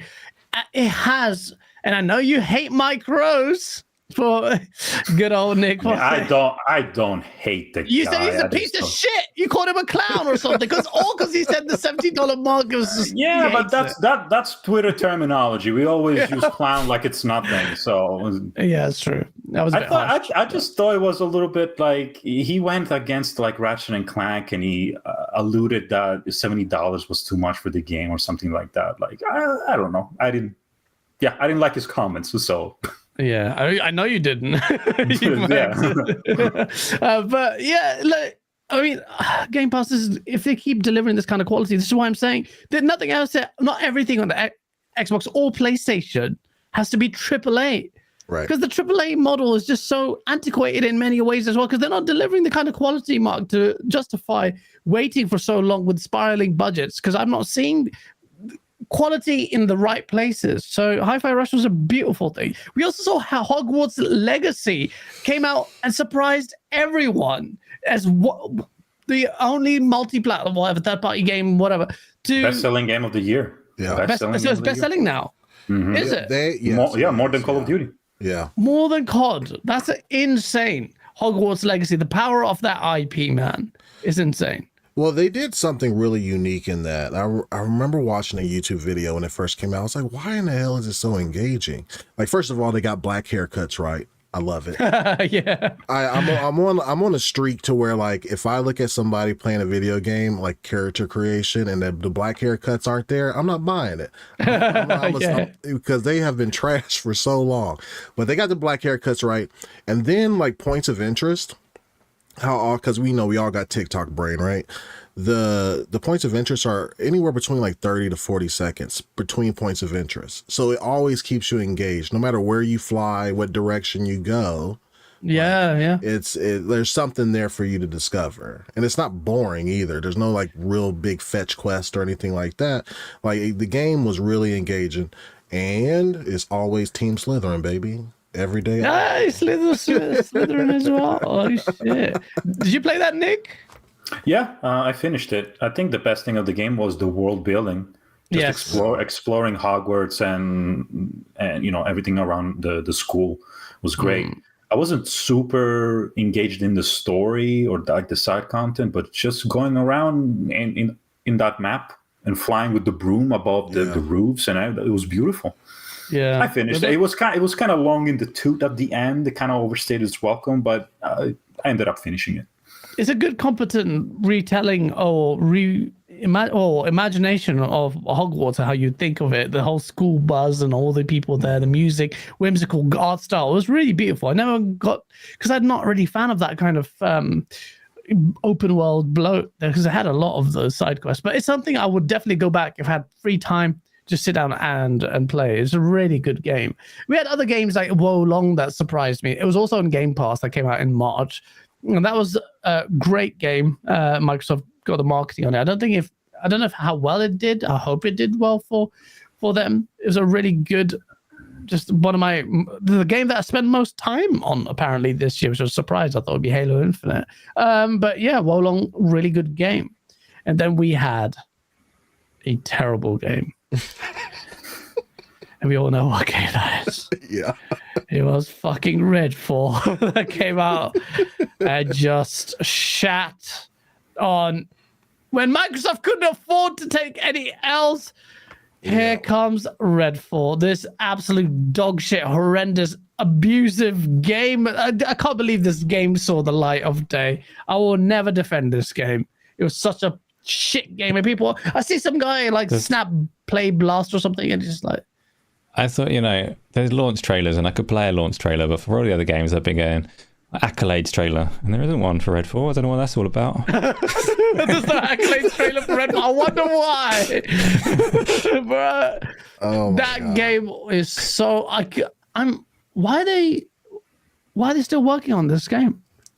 Like, I honestly think that they can make it play. That's the beautiful thing about Game Pass, right? Is like nobody really has to buy it. It's just there, right? But I think that they can, like, even when I rebooted it up like a month ago after the update, like the AI was a lot better, right? This was one of the games like I was super pumped to play it. I got on, and after 2 hours, I called my brother. I was like, "Don't waste your hard drive space on this shit." It's horrible. Like, it was really, really fucking bad, and I was actually kind of upset at that because I was actually excited from I believed in them. I made a video on it why they could be good, and then fucking just shat the bed. Yeah.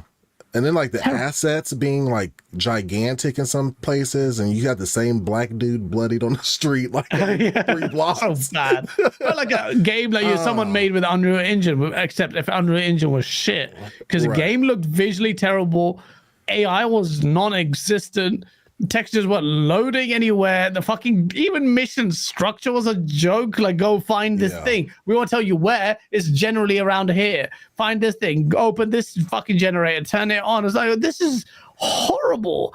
Even the combat, it's not the ugly. Reloading of gun. It's shit. It's carried out by its art style, and it looks a lot better in this trailer than it does play. I'm sorry. It's a horrible game. Yeah, I honestly think sometime next year, late next year, I think it'll be in the state it was supposed to be. I think one of the things that really, really pissed me off is I got to the first quote unquote cutscene, and it was B-roll.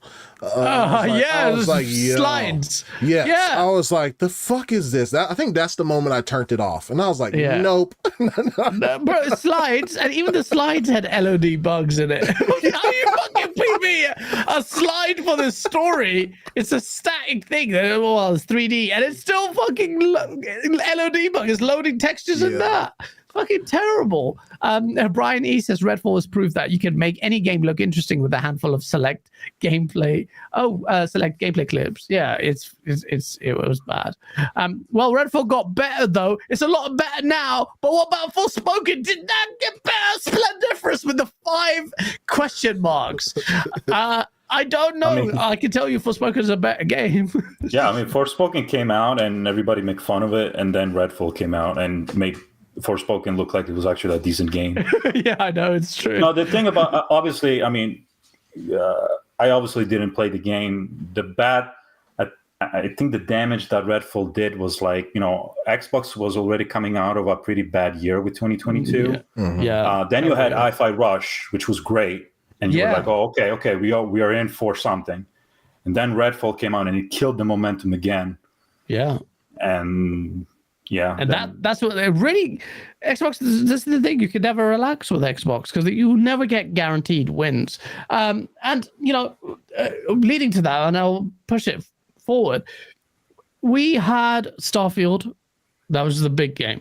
Like that was the one. Like the hopes were high on this game.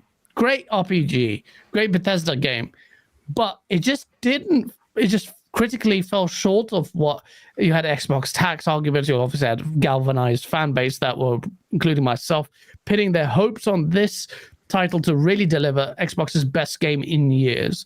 It was a great IP. It delivered to me a lovely game. I really enjoyed it. I really did. But it just felt.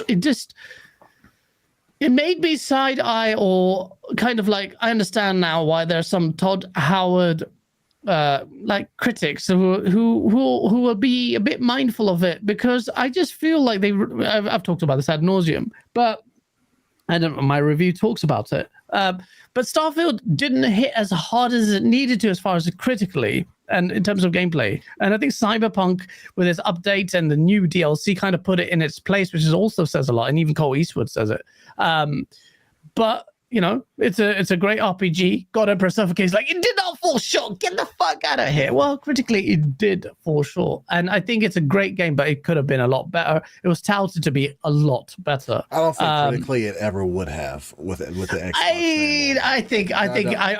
I'm sorry. I think the reviews are fine.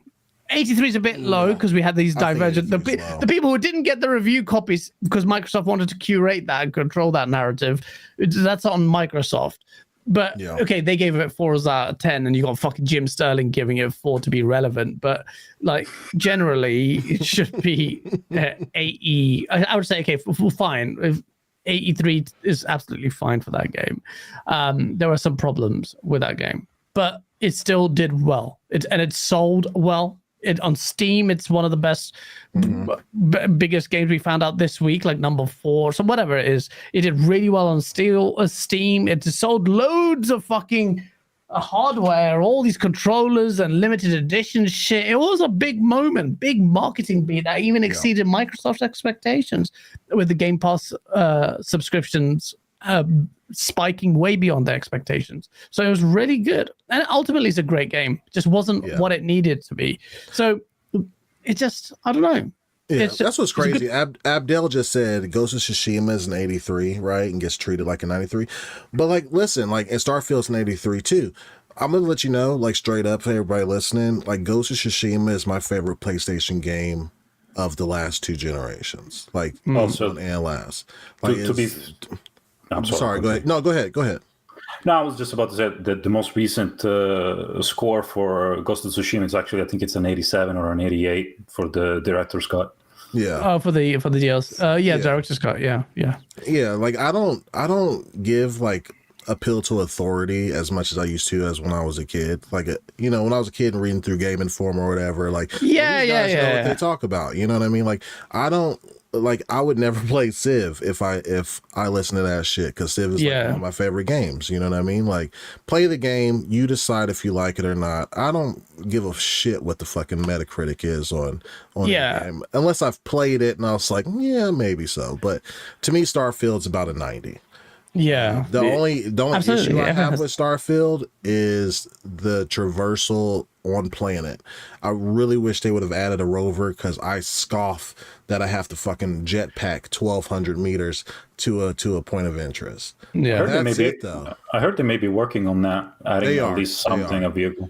Yeah, they are. So like Shattered Space and the Creation Kit comes out next year, and they already talked about doing some more stuff with the traversal systems like on planet. So yeah, I think that will fix probably a lot of people's issues, because, you know, a lot of gamers now are PS4. I mean, we got a lot of new gamers in this space, right? So that are very young, and yeah, that might bore them. Like, they have chances to have a comeback with DLC and additive content to introduce elements where Starfield fell short. But there are fundamental issues on space traversal and the manner in which the spectacle of space is sold out to you. So how they're going to fix that, I don't know. I know modders are really good, but ultimately it was it showed that Xbox can do a big game and get that its moment. Obviously overhyped by a lot of it, because there's always going to be overhyped massively because so much was riding on it. We saw this week. I overhyped the shit out of it. I don't think I overhyped it. Like, it is still going to be my game of the generation, because I know what Bethesda and modders are capable of. People will be playing this game for a very, very, very long time. And I've always said from the beginning, ever since I was in early access, the year that Baldur's Gate 3 releases, that's my game of the year.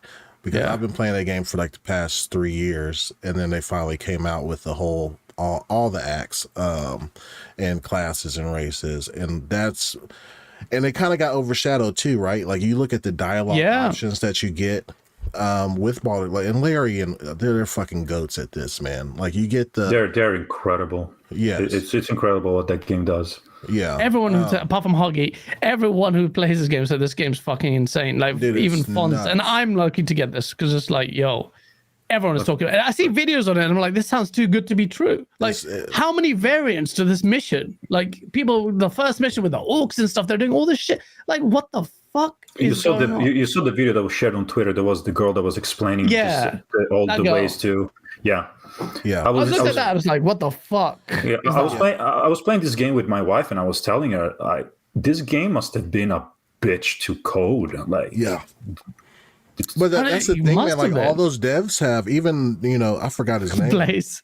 All those guys have so many years of experience, especially like with D&D, right? And this is true love letter to D&D fans, because, you know, I DM my own games for D&D, and this game nails all that out of the park, man. As far as like your options, your choices, how to approach different situations. I mean, I save scum like a mug, because it's kind of like a CRPG that's Souls-esque, because it can get tough, like completing some of those situations. But yeah, I got like 250, almost 300 hours in that game. So damn. Yeah. That's a game I definitely need to play. I can't just write it off because it doesn't look that way. And we talked about Baldur's Gate, and Baldur's Gate did come out, and it really did overshadow Starfield in many ways, because it's an RPG. It's just so, like, Starfield didn't even get mentioned as Game of the Year nomination, which is fine. You can have that argument or whatnot, but it was a Game of the Gen to Game of the Year to game. Like I said, it's just. Guys, remember when I made that tweet? It was me laughing in front of the TV saying Starfield wasn't even Game of the Week. I saw that. That tweet blew up. I did like 5,000 likes. You piece of shit. Yeah, you had two big moments. Well, Redfall was one as well, but that and Forza being beat in Digital Foundry's thing, which we knew was coming, but actually by the time it turned out, by the time the video released, I was already I lost all my hype for that. So by the time, it took a while because you did a lot of work for that. But yeah, then we had Forza, and Forza is a great game, but it seems like there are some bits that I love the feeling. I know we have very different views on it. I liked Gran Turismo's VR mode a lot. Like, I even mentioned it on the show. I had my dad, who hates video games, play that, and he was smiling and just like laughing maniacally, driving like a madman. And I've never seen him react that positively to a game ever in my life. Trust me, my dad hates video games, and for him to see him do that was amazing. I was like, oh man, that's fucking crazy. And this power of VR. So Forza did still a great game, but a problem with Microsoft's model, I guess, you could argue this is a Game Pass symptom, that it gets improved over time.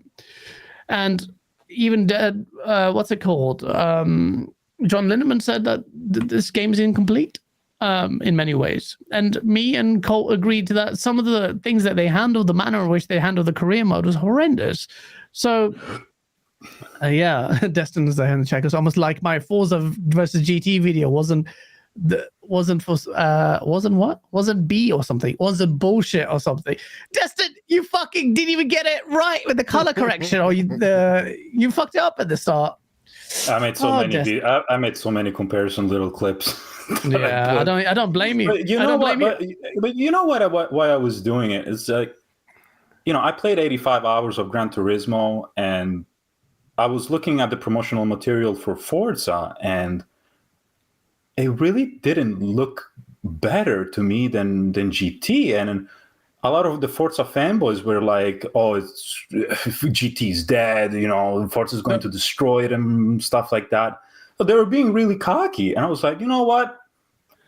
I know my eyes are okay. I'm just gonna be cocky in return. I'm gonna post all this comparison shot, and everybody's like, "Oh, you're using replay. Oh, but you're using this and that," which I wasn't using replay. So I was. Well, the promotion. What happened with GT is they fucking downgraded the shit out of that game based on what they showed at Developer Direct. Because if they delivered what the game looked like on Developer Direct, then it would be a wash for me. But they didn't. Like, everything seemed to be toned down. Like, all the shit that they like, and Digital Foundry were pissed. Alex Battaglia was like, "What the fuck? They do this? Then get away with it." A lot of it was like on track ray tracing wasn't even that good. Like, it was good. Like, you can see some bits of the flair, but it wasn't to the level that we'd expected. So, yeah. I mean, to be a good pony, good pony, you know, I talk a lot of shit for Forza Motorsport, but to give credit where credit is due, Forza Horizon 5, which is a different, you know, open world arcade, that's great. I fucking love Forza Horizon 5. It's the game that I played the most on Xbox. Yeah, that's the best open world arcade racer right there. Yeah, I think GT does change, but yeah. I think GT does a lot well on track. For me, it's the best on track racer. But open world Forza Horizon it's.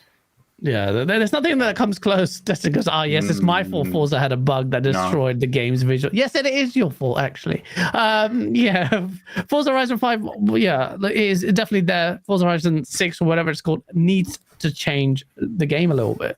And then we, what happened after that? We had Baldur's Gate, we had Forza, and we've had all kinds of Alan Wake and Spiderman 2. So let's just talk about Spider-Man 2, which I'm not a fan of Spider-Man as a superhero, apart from the Spider-Verse movies, has come out and critically hit 90 Metacritic, I think. It's done really well. I was sweating so much. I was like, it for that 90%. I was like, please get into 89. Just the perception. At one point, I tweeted, "Yo, stop the count. Enough with these reviews." yeah. Yo, man, what the fuck? Where's Xbox? We need our own version of what's his name, Jim Sterling. We need that. Oh, come on, man. Oh, sorry, what's it called? Jesse Sterling or something? I don't know why. I don't think Jim Sterling. I don't think it was Jim Sterling, but somebody else came out and dropped the score from 91 to 90, and then went back up to 91, and then ultimately it's set to 90. Oh, okay. But I'm happy for Insomniac, man. They freaking deserve that 90. They've been chasing it for a while. Like the devs themselves, they tweeted, like, you know, they shared the Metascore, and they were like, "Bro, we're so happy. We've been chasing this shit for so long." It is nice to see the team actually get vindicated and get rewarded, and they've done good work, and consistently they're carrying PlayStation on their backs. They are. It's something that have been carrying it for a while. They've been insane. They've been insane. They've been mad. They've been doing mad, and then so shout out to that. Alan Wake 2 is a game that seems to have not sold well. It seems to have got the accolades. The teams are happy with the accolades and the reviews, but I don't know if people are buying them. And YJT99 says, "I got bored of Alan Wake 2 after a few hours." It's not for everyone. So yeah, Post Up goes, "You got Nick on law." Shout out to Post Up in the chat.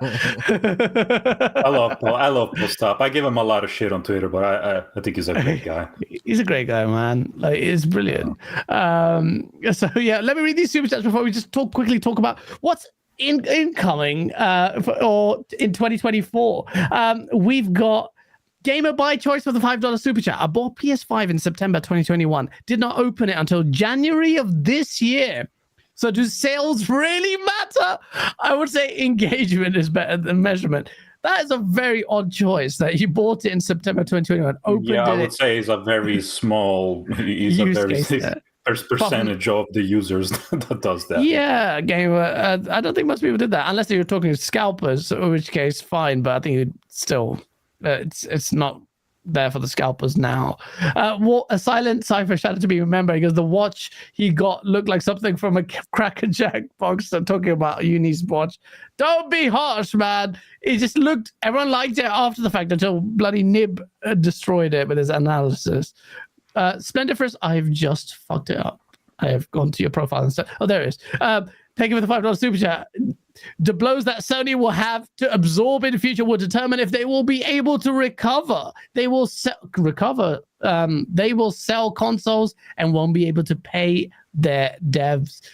Say what we did about Insomniac. They had a lot of layoffs as well, despite their successes.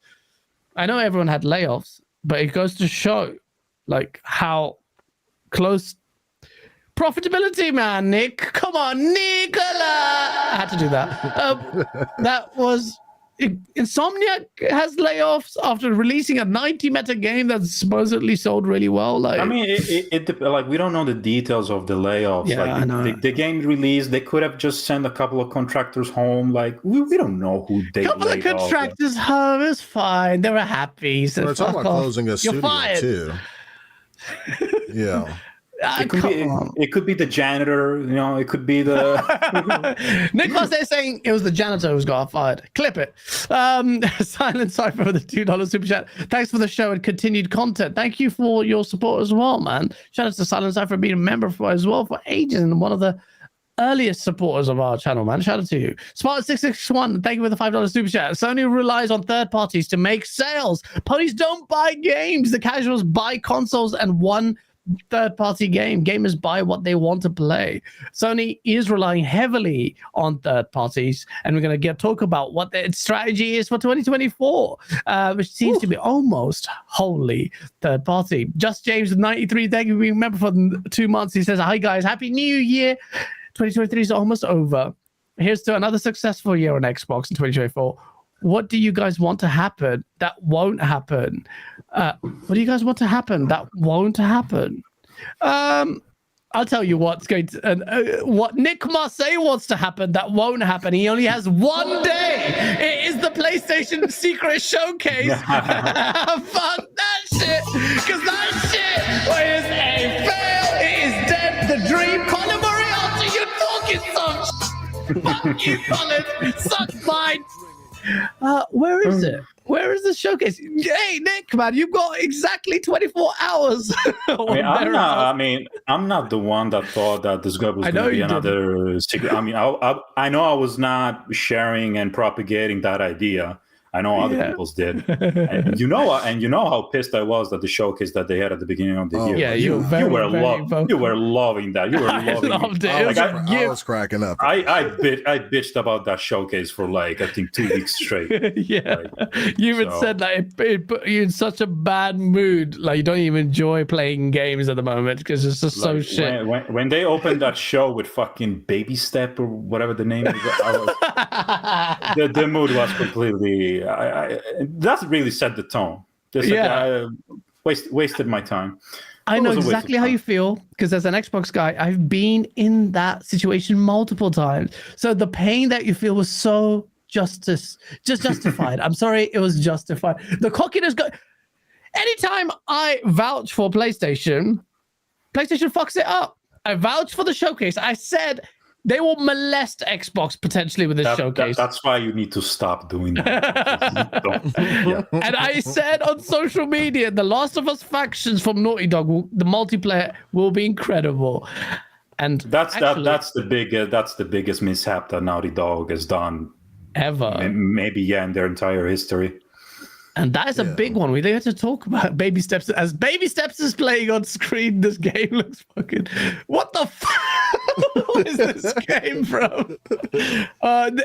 This is a simulator for ponies trying to walk, touch grass. This is the first time they get out of their house, and they just can't do it. Oh, shit. What the fuck is this game? Anyway, we've got... It's got a pony there. It's got a pony on the gates. I can't take it seriously. Yo, there's a pony on screen. I said it, there's a pony in the corner of the screen, and the guy is just sliding down. Yo, PlayStation, shit. Thank you, Jim Ryan. But speaking of that, like, does Sony ever like hold that tight to the chest on like what games are coming out soon? Like, this is the most they've been. This is the tightest that they've been, you know, with their cards. Yeah. It is frustrating a little bit. I'm of two minds of this issue, right? From one, I want to know what they have. I want to know what's going on, but I always want to know what they have and what's going on. The other part of me is that, okay, Sony's been on a roll since 2015, pretty much. It's kind of been like a flawless streak of years. To get here and to say that, maybe 2024 it's light and it's going to be carried by third party and second party. I know I'm a pony, but it's kind of justifiable. Like if I was a guy at a restaurant analogy, hold on. If I was a guy at a PlayStation, no, this is gonna go wrong. If I was a guy at a PlayStation restaurant, right, and I'm just about to finish my last plate, right, and as soon as I'm about to finish this plate, I start shaking and shivering. Where's the menu? Well, what comes next? What comes next? It's okay. Listen, we've been feasting since 2015 nonstop. It's okay to give the waiter the time to go back to the kitchen and check with the chef what the fuck is next. Okay. Well, in this case, your waiter's going to McDonald's to get you food because the next day you have maybe not the restaurant that makes the food. You go, here's Burger King, here's McDonald's. Maybe, but yeah, I mean, we don't add, like, I'm getting tired of seeing what games are coming out from. Like, I am frustrated of not knowing what's going on. Even Destin says, "Holy cope," Nick. Your favorite word, cope. Like, I'm frustrated to not know what's coming, but the PS5 gen so far has been great. Like, I am a satisfied customer. So. Okay. Typically compared to PlayStation's earlier, like PS4, the first 3 years was shit until Bloodborne came out. So this has been a very strong start for PlayStation. But I mean, listen, they launched with Demon Souls, Miles Morales, then there was Ratchet and Clank, Returnal, Horizon Forbidden West, God of War, Gran Turismo 7. Like, it's been a great gen so far. No, absolutely, I will not take that away from PlayStation. Some games were cross-gen. Some others were. All those weren't they? No, not all of them. Ratchet and Clank wasn't. Demon Souls was exclusive to PS5. Returnal was exclusive to PS5. Ratchet and Clank was exclusive to PS5, and now Spider-Man. Okay. Yeah, we should run on PS5. So it's been a great gen. It's been a great gen for PS5 so far. Besides, the price hikes and the layoffs and whatnot, but game-wise, what I've been playing on screen, I'm thoroughly satisfied. Yeah, PSVR for me in 2023 was great. But now we are in that threshold. Now we are at that.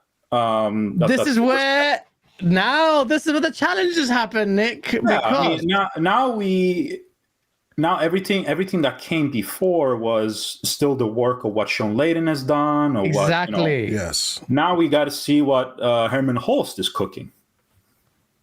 So, what Jim Ryan has cooked in the last few years as well, because you hopefully see the culmination of his work. He hasn't just been twiddling his thumbs, surely. How long has he been on? 2019? When 2020? When did he get on? Well, either way, about that, but it's reasonable to give them the benefit of the doubt. I get it, but the difference between PlayStation and Xbox has been this, like, you are right there. PlayStation has credit in the bank. I forgot who came up with this. I forgot who came up with this analogy. They got credit in the bank, so it's easier for us to withstand a year that's lighter compared to Xbox that had to work so hard to regain some momentum.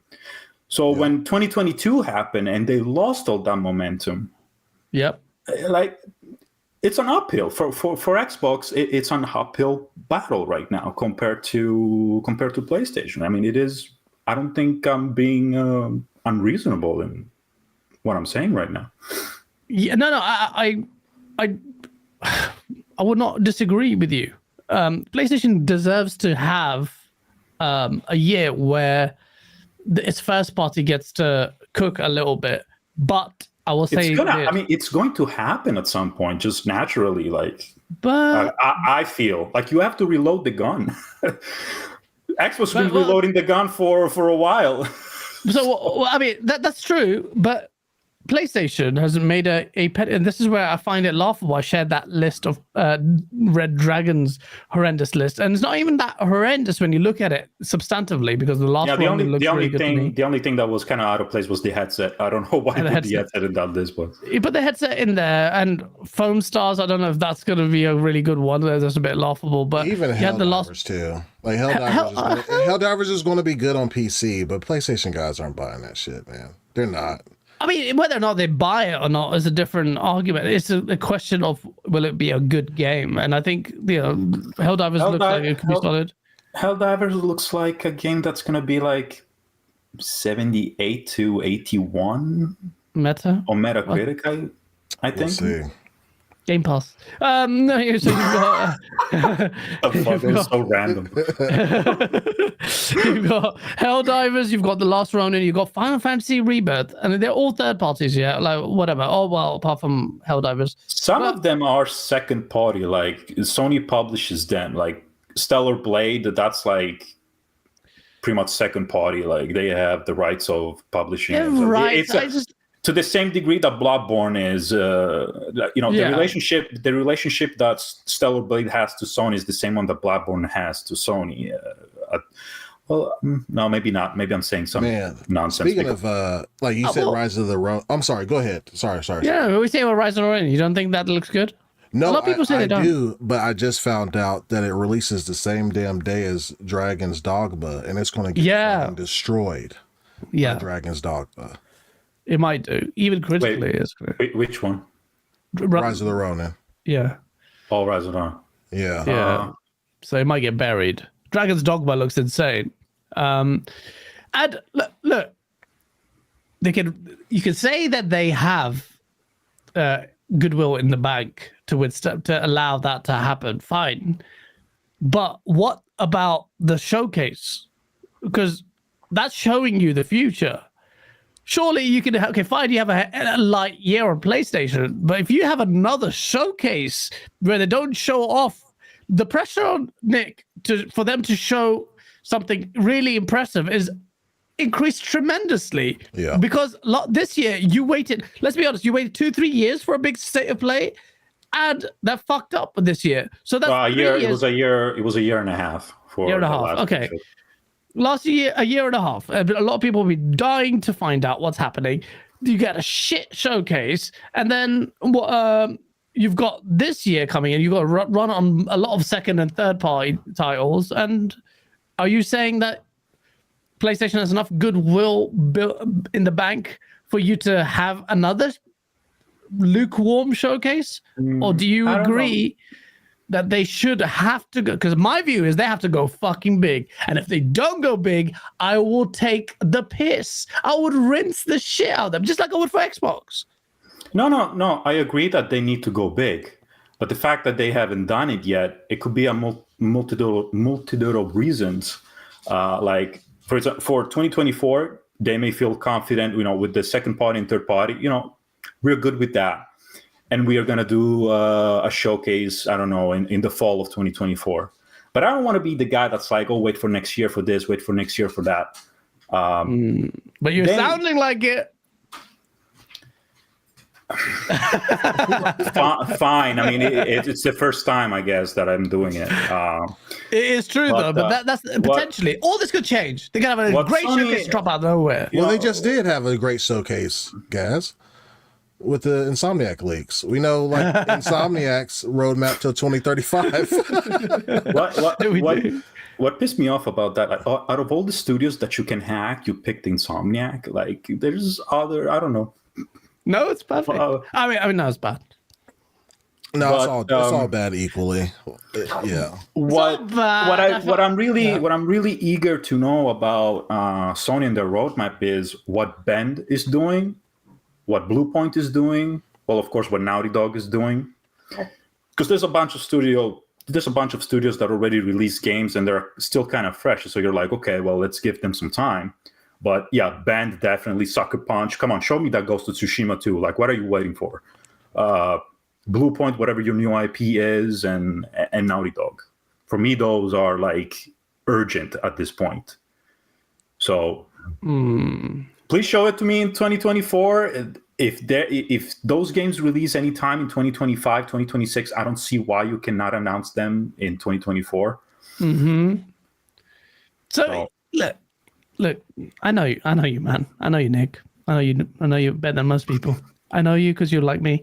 You would be vexed, and secretly you do care, irrespective of all the shit about they build goodwill and all that. You want a sick dank showcase. No, I said it. I care. I'm two minds of this. One is I want to know what's going on, and I always want to know what's going on. And the other mind is there's credit in the bank.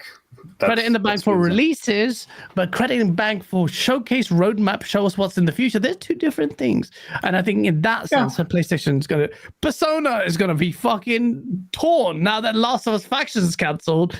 He's going to be wanting that. PlayStation guys desperately want to see that roadmap. And until they don't show it in a strong fashion, they're going to get pissed on by Xbox like me. It does. I'm sorry, it didn't make any sense for their showcases or anything this year. I mean, you could show what's coming out in 2025, 2026. They showed shit.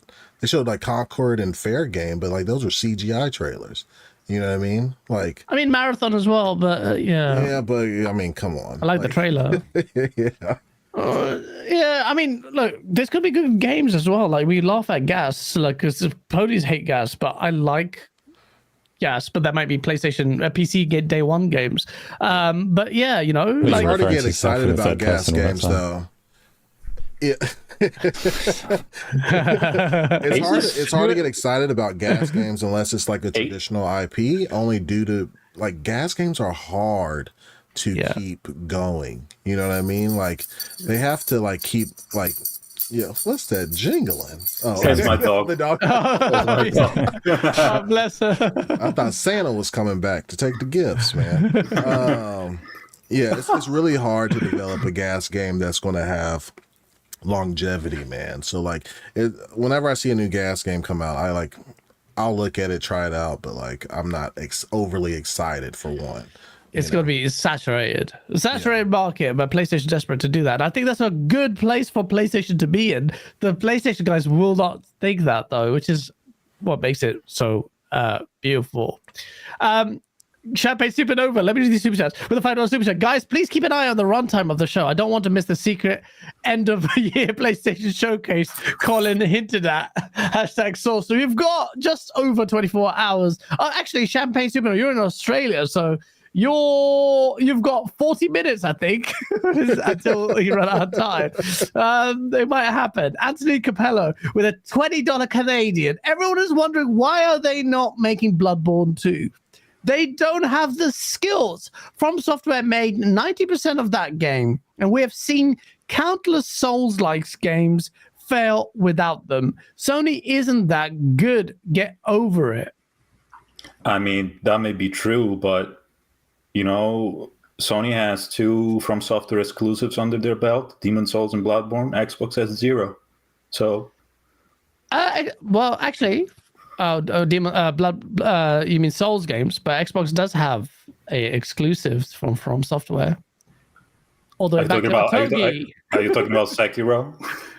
No, not Sekiro. I'm talking about. Wait. Was it Otogi? Well, maybe. I know Enchanted Arms was a weird RPG on the Enchanted Arms. Yeah, we had 2 as well. Yeah, potentially. Back to the original Xbox, so it's even. Cafe Gaming with a £2 super chat. Xbox is for the bish made. And then he goes with another super chat. Nah, I was just joking. Chill. You don't have to do that. Xbox Nation with a £2 super chat. Gonna play the finals. More gas. Fletch, by the way. Oh, shout out to you. You're carrying me. I was terrible. I'm definitely playing that game. Great game. Joseph Wall with a £2 super chat. We had a secret showcase from Insomniac. Yeah, we did. Carefree Gaming with a £2. Get PlayStation's dick out of your mouth. What does that mean? Thank you for that. And SM, shout out to SM. Long time no see. Baby Steps looks hilarious. I'd play it just for that alone. It's your type of game. Splendiferous with a $2 super chat. PlayStation's dirty business is why Xbox had it tough. Ooh, the dirty money hatting. I don't like it. I just don't like it. But if you're going to cry about consolidation, you better cry about money hatting. Even though it's same thing.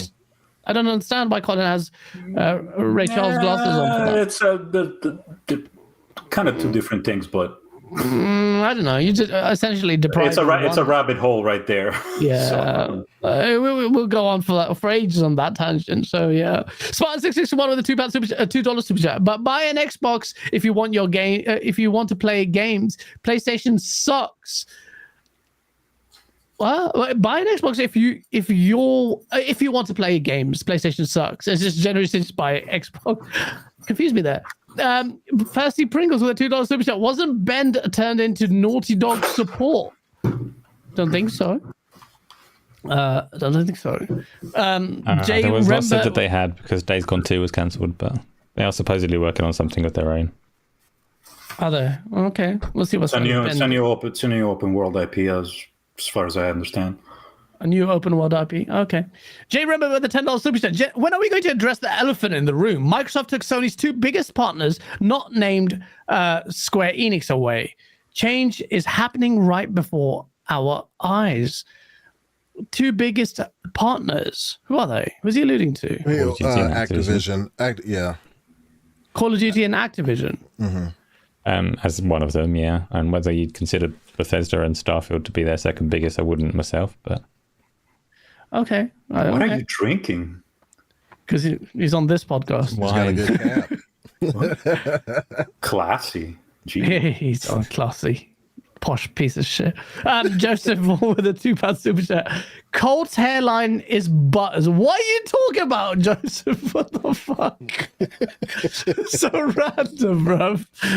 It's just random, yeah, absolutely. So 2024 for PlayStation, we've agreed, like, look, they'll have third parties going in. What about Xbox, Viking? Look, this year we've got last dates. Year?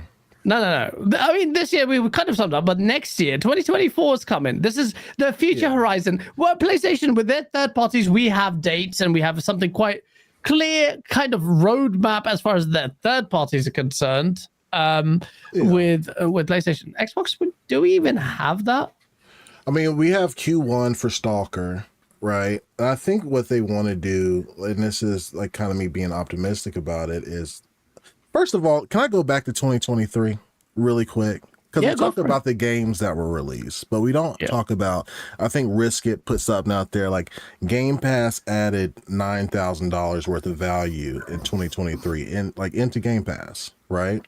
Like that's something like super good for both PC and Xbox Game Pass users. Not only that, but we talked about games releases, but we're not talking about how dope as fuck Halo got during 2023, like all the support, Sea of Thieves, Age of Empires, ESO DLC, like all that stuff that dropped as well, and the ABK deal that dropped, which we probably will see into fruition next year with all those titles going into Game Pass as well, as far as old CODs, Prototype, Spyro, all the Crash Bandicoot joints. I mean, come on, it's going to be. I kind of wanted to say before, like, if anything, in 2023, the biggest Xbox win was not a game, was finally being able to buy the ABK. Yeah, I think that was their biggest win, because by far, Hi-Fi Rush was fine. Redfall fell on his face.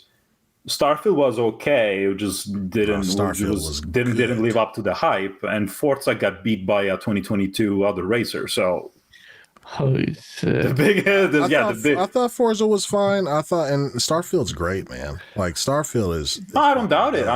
Yeah. It's just the hype didn't do what it needed to, but it's not that those wins were insignificant. It's because ABK was so big. Yeah, it was so big. Nick, even you were like, "Oh, come on, man! Just fish in a smaller pond now. This is not happening." I mean, it was quite. Look, console warring aside and all of that shit, what Microsoft managed to pull off in terms of rallying support and getting this deal through with all the hurdles is absolutely incredible. Good and bad. It goes to show how big business can really just take over and railroad its way through anything. The regulatory freaking process was a fucking farce, and I think the deal should have always gone through. But you're right to mention COD. That is the biggest deal. it cements Xbox's commitment to Microsoft's commitment to Xbox for almost in perpetuity. Microsoft has a until 2027. Until 2027, at least. At least. Which is going to be... Look, time goes like this. We will lose our hair and get older. In gaming, time flies, man. Gaming time flies. Absolutely does. It just generally time flies, man. The 2027 will come before we know it. And we're going to be... I'm going to collect those receipts. I'm collecting all of those receipts because I know what's going to happen. And it's not the fanboy in me saying this. I genuinely think PlayStation has more of an existential threat than Microsoft simply because of Microsoft's big wallet. And this, if Microsoft applies this pressure, and Matt Booty says we can outspend Sony out of business. They're trying to do that in many ways, I think. ABK is a big example of that. Whether or not that will be the clincher, I don't know. But you can't downplay that deal, man. And we haven't even seen anything from that deal other than increased revenue or whatever manifest itself on Xbox. So what does that mean for 2020? We know it's coming. They've said it's kind of 2024. They're going to have COD, whatever. We're going to have this big question mark around exclusivity answered as well. I think they've just been quiet. There's some games that might actually end up on PlayStation that are like your live service games, the older games. Older games might be running on it. But I'll come to PlayStation maybe. You'll be surprised maybe. But ultimately Xbox has look, in terms of a roadmap, it has one.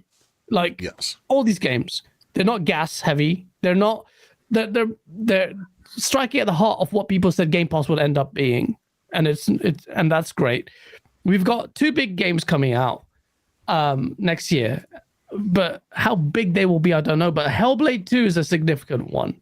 And Hellblade 2 looks incredible. Whether or not it's what people will overhype it, I'm sure. But that will be a tick mark in the visual fidelity for a traditional game because Xbox is missing that other than Horizon. It's really missing that big, heavy look at. I think the gen starts whenever Hellblade comes out. I mean, like, I think that game is...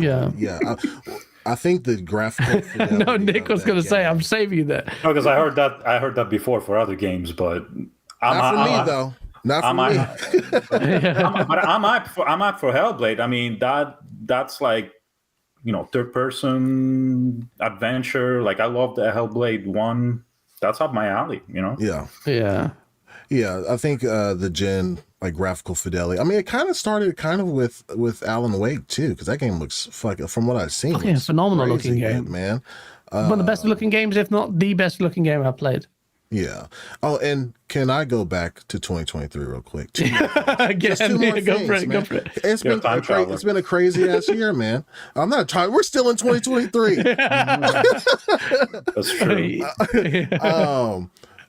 One thing, I don't know how many guys play on PC, but the Riot partnership was crazy as fuck with League of Legends, Valorant, TFT, all those games that brought value to those players, right?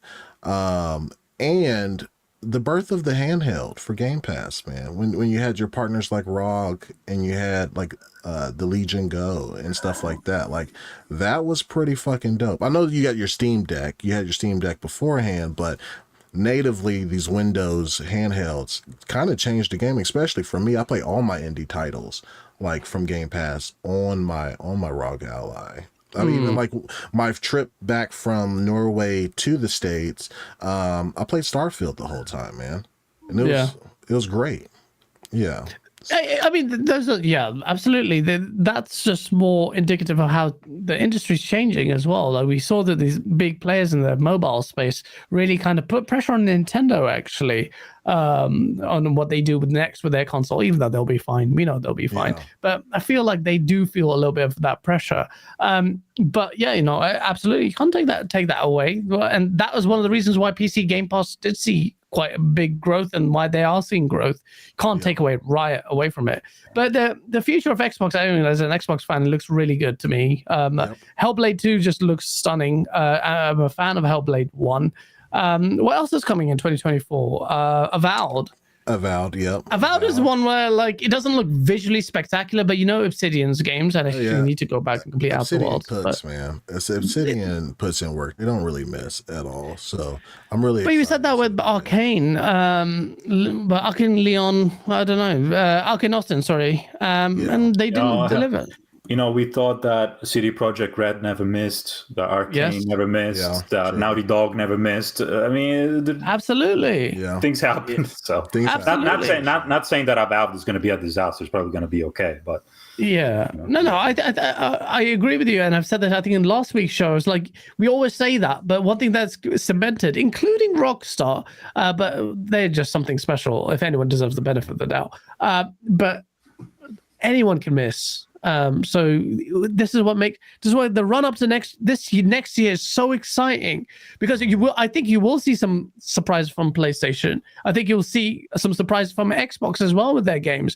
But Xbox's roadmap is so heavy that they could just show you Perfect Dark, and you'll be like, oh, okay, finally we're listening to some gameplay for this shit, because they've got so much. There's so much on the PlayStation Xbox roadmap, that if you showed us even State of Decay, even though you revealed it years ago, like we'll be like happy, like, oh shit, okay, it exists. Perfect Dark exists. Let's see if it looks good. I'm really looking forward to Xbox's showcase event, and I'm really looking forward to what they do with ABK as well, because they've already announced that I think in January, February we'll start seeing what they're doing. So there's a lot there. Blaze, you're saying LMAOO. Shut the fuck up, you PC Master Race piece of shit. You know there's a roadmap. You suck the dick of RoboCop. You know for a fact that Xbox is threatening your shit. So one game I'm really looking forward to next year is Towerborn, man. Towerborn. I played that just like, I don't know, but very briefly. No, man, did you like Castle Crashers though?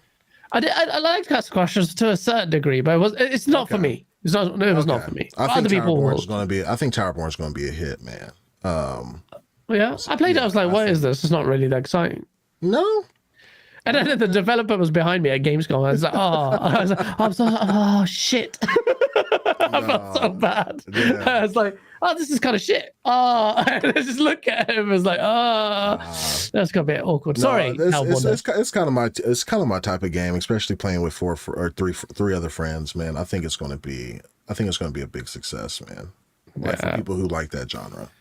Yeah. And then Flight Sim, like the way they've because I've always had to use third-party software to do like missions and stuff like that, or even doing like sim briefs for Flight Sim, but them incorporating that into Flight Sim 2024 is probably going to bring a lot more people to play it, because it's a sim, right? Like most people aren't going to sit there on a controller and do it. But if you incorporate some of those things, like some of the third-party software that I use, it might be really good, man. Especially with like Turtle Beach with their Velocity 1 flight sticks that are pretty affordable. It'll be a good game, man. Okay. Yeah. Well, it's visually crazy. Even 2020 is nuts on both Xbox Series X. I haven't tried it on the S yet, but on the X and PC, it's visually insane. No, the game looks stunning. It's one of the best looking. I said game. I always put it loosely, but yeah, it is incredible. That game is just a visual masterpiece. When I played it, it felt like you're like, oh, it feels wrong to. Like just even like I'm feeling the sense of being up in the air, and it's just like so beautiful. I show like my family, like, what the fuck? This looks like real life. And it's so good too. Like with when you're talking to air traffic control and stuff like that. Like it's so good as a sim that you can use it for hours towards your pilot's license.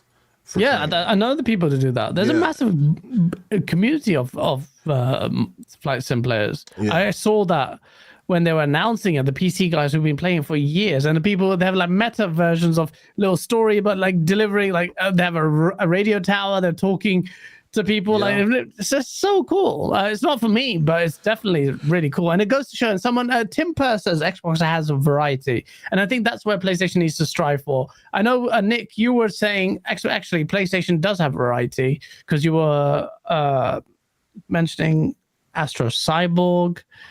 and some VR games in that sense. But I think their first party needs to get a little weirder. I think, would that be fair for me to say? Like, because you're gonna get Ghost of Tsushima 2, you're gonna get Naughty Dog's next game, which might be a sequel to things or something new, but it'll be a third-person over-the-shoulder game. Don't you feel like there should be some variety from the PlayStation side as far as their roadmap is concerned? I mean, I just had a discussion on Twitter regarding this topic. Some guy was saying that, you know, some time ago, Sony was still trying to do their little quirky, smaller games. And I was like, they're still trying, because I posted, I got to go back to the post, but there were some other games. But the problem is that those games do not get the same notoriety that The Last of Us or God of War received, because those games sell 20 million copies. These ones are notorious for, Astro Boat is notorious for being, the free game that comes with the console. Yeah. They're gonna have, Helldivers 2. It's kind of, different in, in being co-op and stuff like that. I think there? Sackboy, there's Sackboy. Sackboy is this little family platform game. Destruction All Star tried the little game as a service a la Rocket League kind of style. So there is variety there. It's just it gets eaten up by the big guns, which are. Yeah, I don't know why they don't tap into their iconic IPs that they already have. I mean, the most. Ratchet and Clank. It's a big one. It's like the same caliber that a Jack and Daxter would have if Naughty Dog went back to it. But you can make a AA Twisted Metal, right? Like you could make a AA SOCOM. I think they see those. I think they see those games and they just don't, because we think that SOCOM would be a no-brainer, but I think it would be. I think it'd do well. I would welcome it, but I think SOCOM would do really well. Like big money. Well, if executed properly, which is an easy thing to say, but you never know, man. I just do think Sony need to get weirder, man. If your answer to the question is like, well, Sony can't maintain these budgets. What was Dreams? Dreams was really weird, really different, and that game flopped. It's like we want fast. We variety is good, but you can't. Yeah, well, variety is good, but Dreams was a bit of an outlier because that was where you build your games. Whereas you're talking about your, Escapes and your Spyros and all these kind of things, like you build your game, but there's also space in that community to play the games that other people, come up with. It was really particular, it was very different indeed. Yeah, it didn't go anywhere. Yeah. Let me just read these super chats before we call it a day. I know you only had 2 hours, so sorry to keep you here. But Excalibur with a $10 super chat. Don't let this good stream distract everyone from the fact that Naughty Dog is too incompetent to make multiplayer, and that Bungie's purchase is fundamentally shit. Bungie couldn't support factions. It might be too nice. Actually, it's true. Why Bungie? That's a big fail. Sony, every time I put faith in Sony, they fuck me over. Naughty Dog couldn't. This is a big slap in the face of the studio. Historically, Sony's acquisitions have been very successful. I mean, when they bought it, Sucker Punch, Naughty Dog, Naughty Dog, everything. Insomniac Games, Jesus Christ, with Insomniac Games, they hit the jackpot. Yeah. But Bungie was the one that, they pissed the bed with Bungie. And it's kind of, insult to injury, because these guys had dirty laundry and went around policing PlayStation studios, causing all sorts of trouble. And then so that's why I'm hoping that PlayStation takes over and they take full control, because apparently these guys were not good enough to manage themselves. Oh shit! Look at that! Look at that! After all the inequity of consolidation, giving teams a breathe, he says, "Fuck those guys! Take over! That's it! Independence, go suck my." This is it. The facade crumbles. All the shit that these guys are saying, they don't care. They don't even believe it themselves. all that about ABK. Yeah, so... one thing is that if they Nikki. one thing is that if they were okay and they didn't need to lay off a bunch of people, and if they were not missing all the quarterly targets that they, needed to hit, it would be one thing. But this was clearly like there was a lot of there were many skeletons in the wardrobe there. So I'm like, and it's also, coincidentally, all the studios that PlayStation bought in the past were studios that had a long relationship. Like Sony bought the studios after years and years and years of second party games. Bungie is the first one that they buy that didn't really have a history, and they fuck it up. Exactly, because it was a desperate buy. I know. I kept saying that. No history. I don't think it was a desperate buy. I think they thought it was. Well, the price was overpriced. It was just a bad call. But it wasn't a desperate. I don't think they bought it thinking, oh, this is going to scare Microsoft. They bought Bethesda. Look at us, we're buying Bungie. I don't think that was the reason.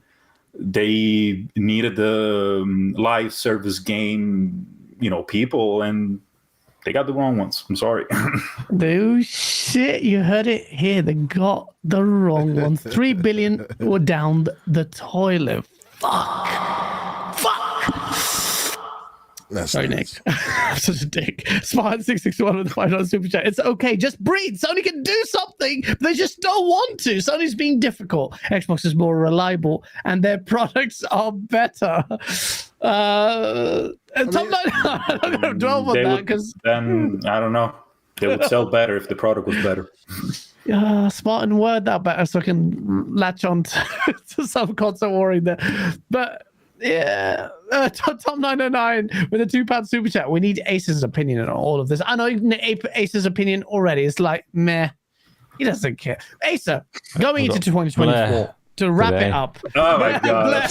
He's even got the shirt. It just sums it up. Look, we're strong. Me and Viking are definitely strong Xbox guys.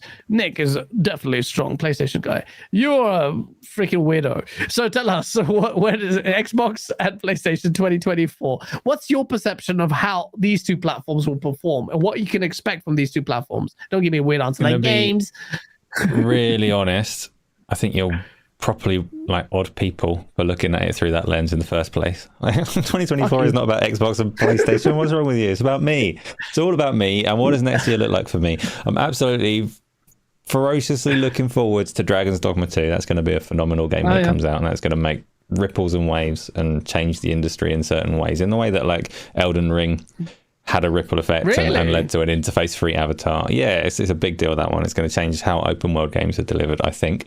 Has interface-free, did you say? It has no UI? An avatar's not completely interface-free. When Elden Ring came out, this is like slightly off topic, slight tangent, I said that I have a bad feeling that the likes of Ubisoft are going to look at Elden Ring and see what they can capture of his success, and they're going to go, right, let's just take the HUD away. That's pretty much true of Avatar. Like, it's very minimal in the HUD and not necessarily in the best way. It's very easy to be lost in that game.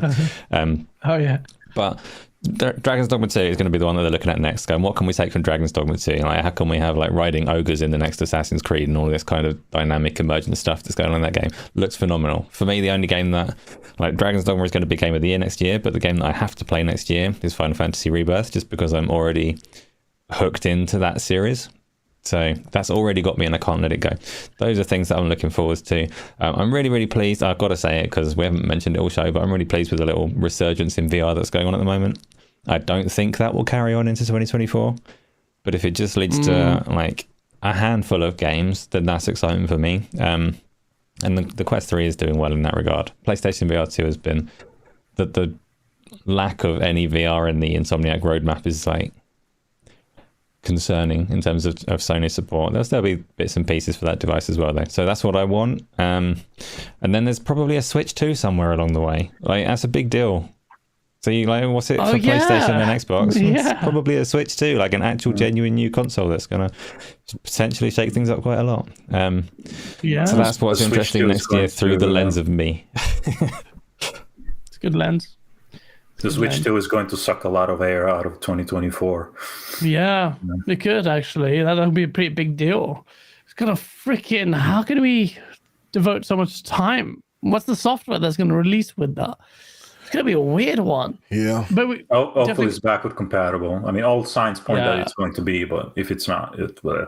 That would be a terrible mistake. I heard Jez say something on the lines if they'll release 2 SKUs, one that's backwards compatibility and one that's not. Are they doing the PS3 kind of nonsense? I don't know. The one model that did it and The fat one. Yeah. I don't know. Who knows? I don't know. Sony would get away, and Nintendo would get away with it because it's Nintendo, and we'll end up buying their shit anyway. But yeah, that's a good way to sum it up, Asa. And we've got Hoggy Channy's super chat to end it all. It says, in terms of deployment of Sony's capital, when you look at $69 billion for Activision compared to $3.6 billion for Bungie, we believe that Bungie can give us way more than $69 billion from Activision. He's quoting Jim Ryan's very badly aged quote. Thank you, Jim Ryan. And we're going to see him leave in official capacity next year as well. And we will wish him a very sincere farewell. Thank you, Jim Ryan, for doing all the things that you did to make Xbox look better. Thank you, everyone in chats. Please hit the like button. I think my thing is glitched because it says 38 likes, but I hope it's more than that. But thank you so much. I hope you had a great chat. These two gents, you summed it up. We had a really good conversation, just earnest. It wasn't toxic or anything. This was great. Thank you. And Nick, this is your debut. It's not your debut. I think it's your second time you said you've done a podcast, right? Yeah, I did a podcast a long time ago. I think when Ghost of Tsushima was announced. Wow. I forgot what year was that, but that pretty much was the last time I was on a podcast. So. On a camera? Or was it just on camera, yeah, on podcast on a camera. Oh yeah, well that you'll be getting invited, I'm sure, quite often because you did really well. It was really good to have you on there. All the jokes aside, I'm sure me and you'll go back and forth on Twitter with our console war. I mean, the banter on Twitter is going to continue for sure. 100%. There's no lines, baby. Yeah, we do. We have to be on the front lines, and that's what I love about this space. We actually care about. I think I had Viking blocked for a while. I unblocked him. I unblocked him when I saw the all the Spider-Man shit, huh? Maybe. That was you. I remember actually, Viking. That's what I remember. It was you who did that. I forgot why I blocked you, to be honest. But then I saw that we were going to be on the same show, and I was like, let me unblock him. And that happens remarkably often on the show. Two people who block each other and end up unblocking each other, like OT and Colt Eastwood as well, as another example. Thank you, Jed. Nick, it was fun. It was good, man. It was. Thank you for having me, man. I appreciate it. It was nice. Thank you for coming on, man. And it was just really good to just chop it up with you, man. Ignore the chat's messy. But yeah, it's just lovely to have you on, man. I hope to have you on again soon as well. Hopefully when there's bad news for PlayStation. Maybe we can do the wrap up of 2024. Absolutely. Oh, that's a great idea. Yeah, just wrap it up again and just see where we are. Compare notes to what we were saying and how right we were. But yeah, shout out to Nick's not on YouTube, but Isla, thank you for sharing Nick's Twitter posts. Xbox, you know where he is. You know who Nick Marseille is. And shout out to Nick. You name drop me every podcast you do.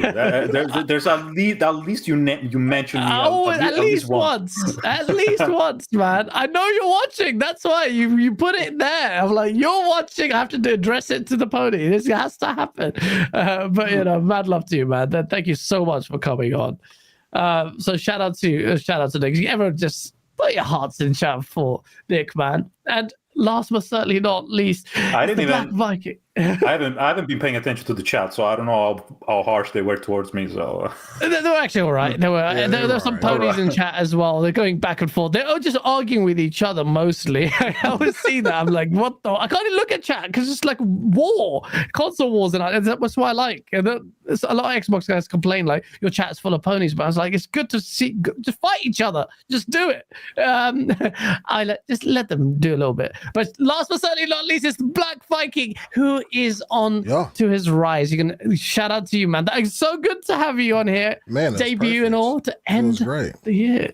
Yeah, thank you for inviting me on, man. Like it's been a journey, man. Like I just started getting on camera starting on the 5th of December. It's been crazy, man. Wild. It's been wild. But yeah, man, thank you guys for all y'all support, man. Everybody in the chat. Kind words, man. Appreciate it. We gonna be on Twitter, man, keeping the neck on the boot on their neck, man. You know, so, yeah. And he's gonna be hiding in VR. No, man. I'm gonna play the shit out of Resident Evil 4 right now after this. Yeah, that actually looked good with the clip that you shared. It was like when you sliced the guy's neck. It was like, yo, that it looks overly dark, though. I wish it was a little bit brighter. Oh, and on Twitter just fucks up. Twitter, you expect it. Yeah, Twitter fucks it up. Yeah, man. Just enjoy it, man. And Black Viking, tell the people where they can find you. Man, you can find me on Twitter at the Black Viking 3.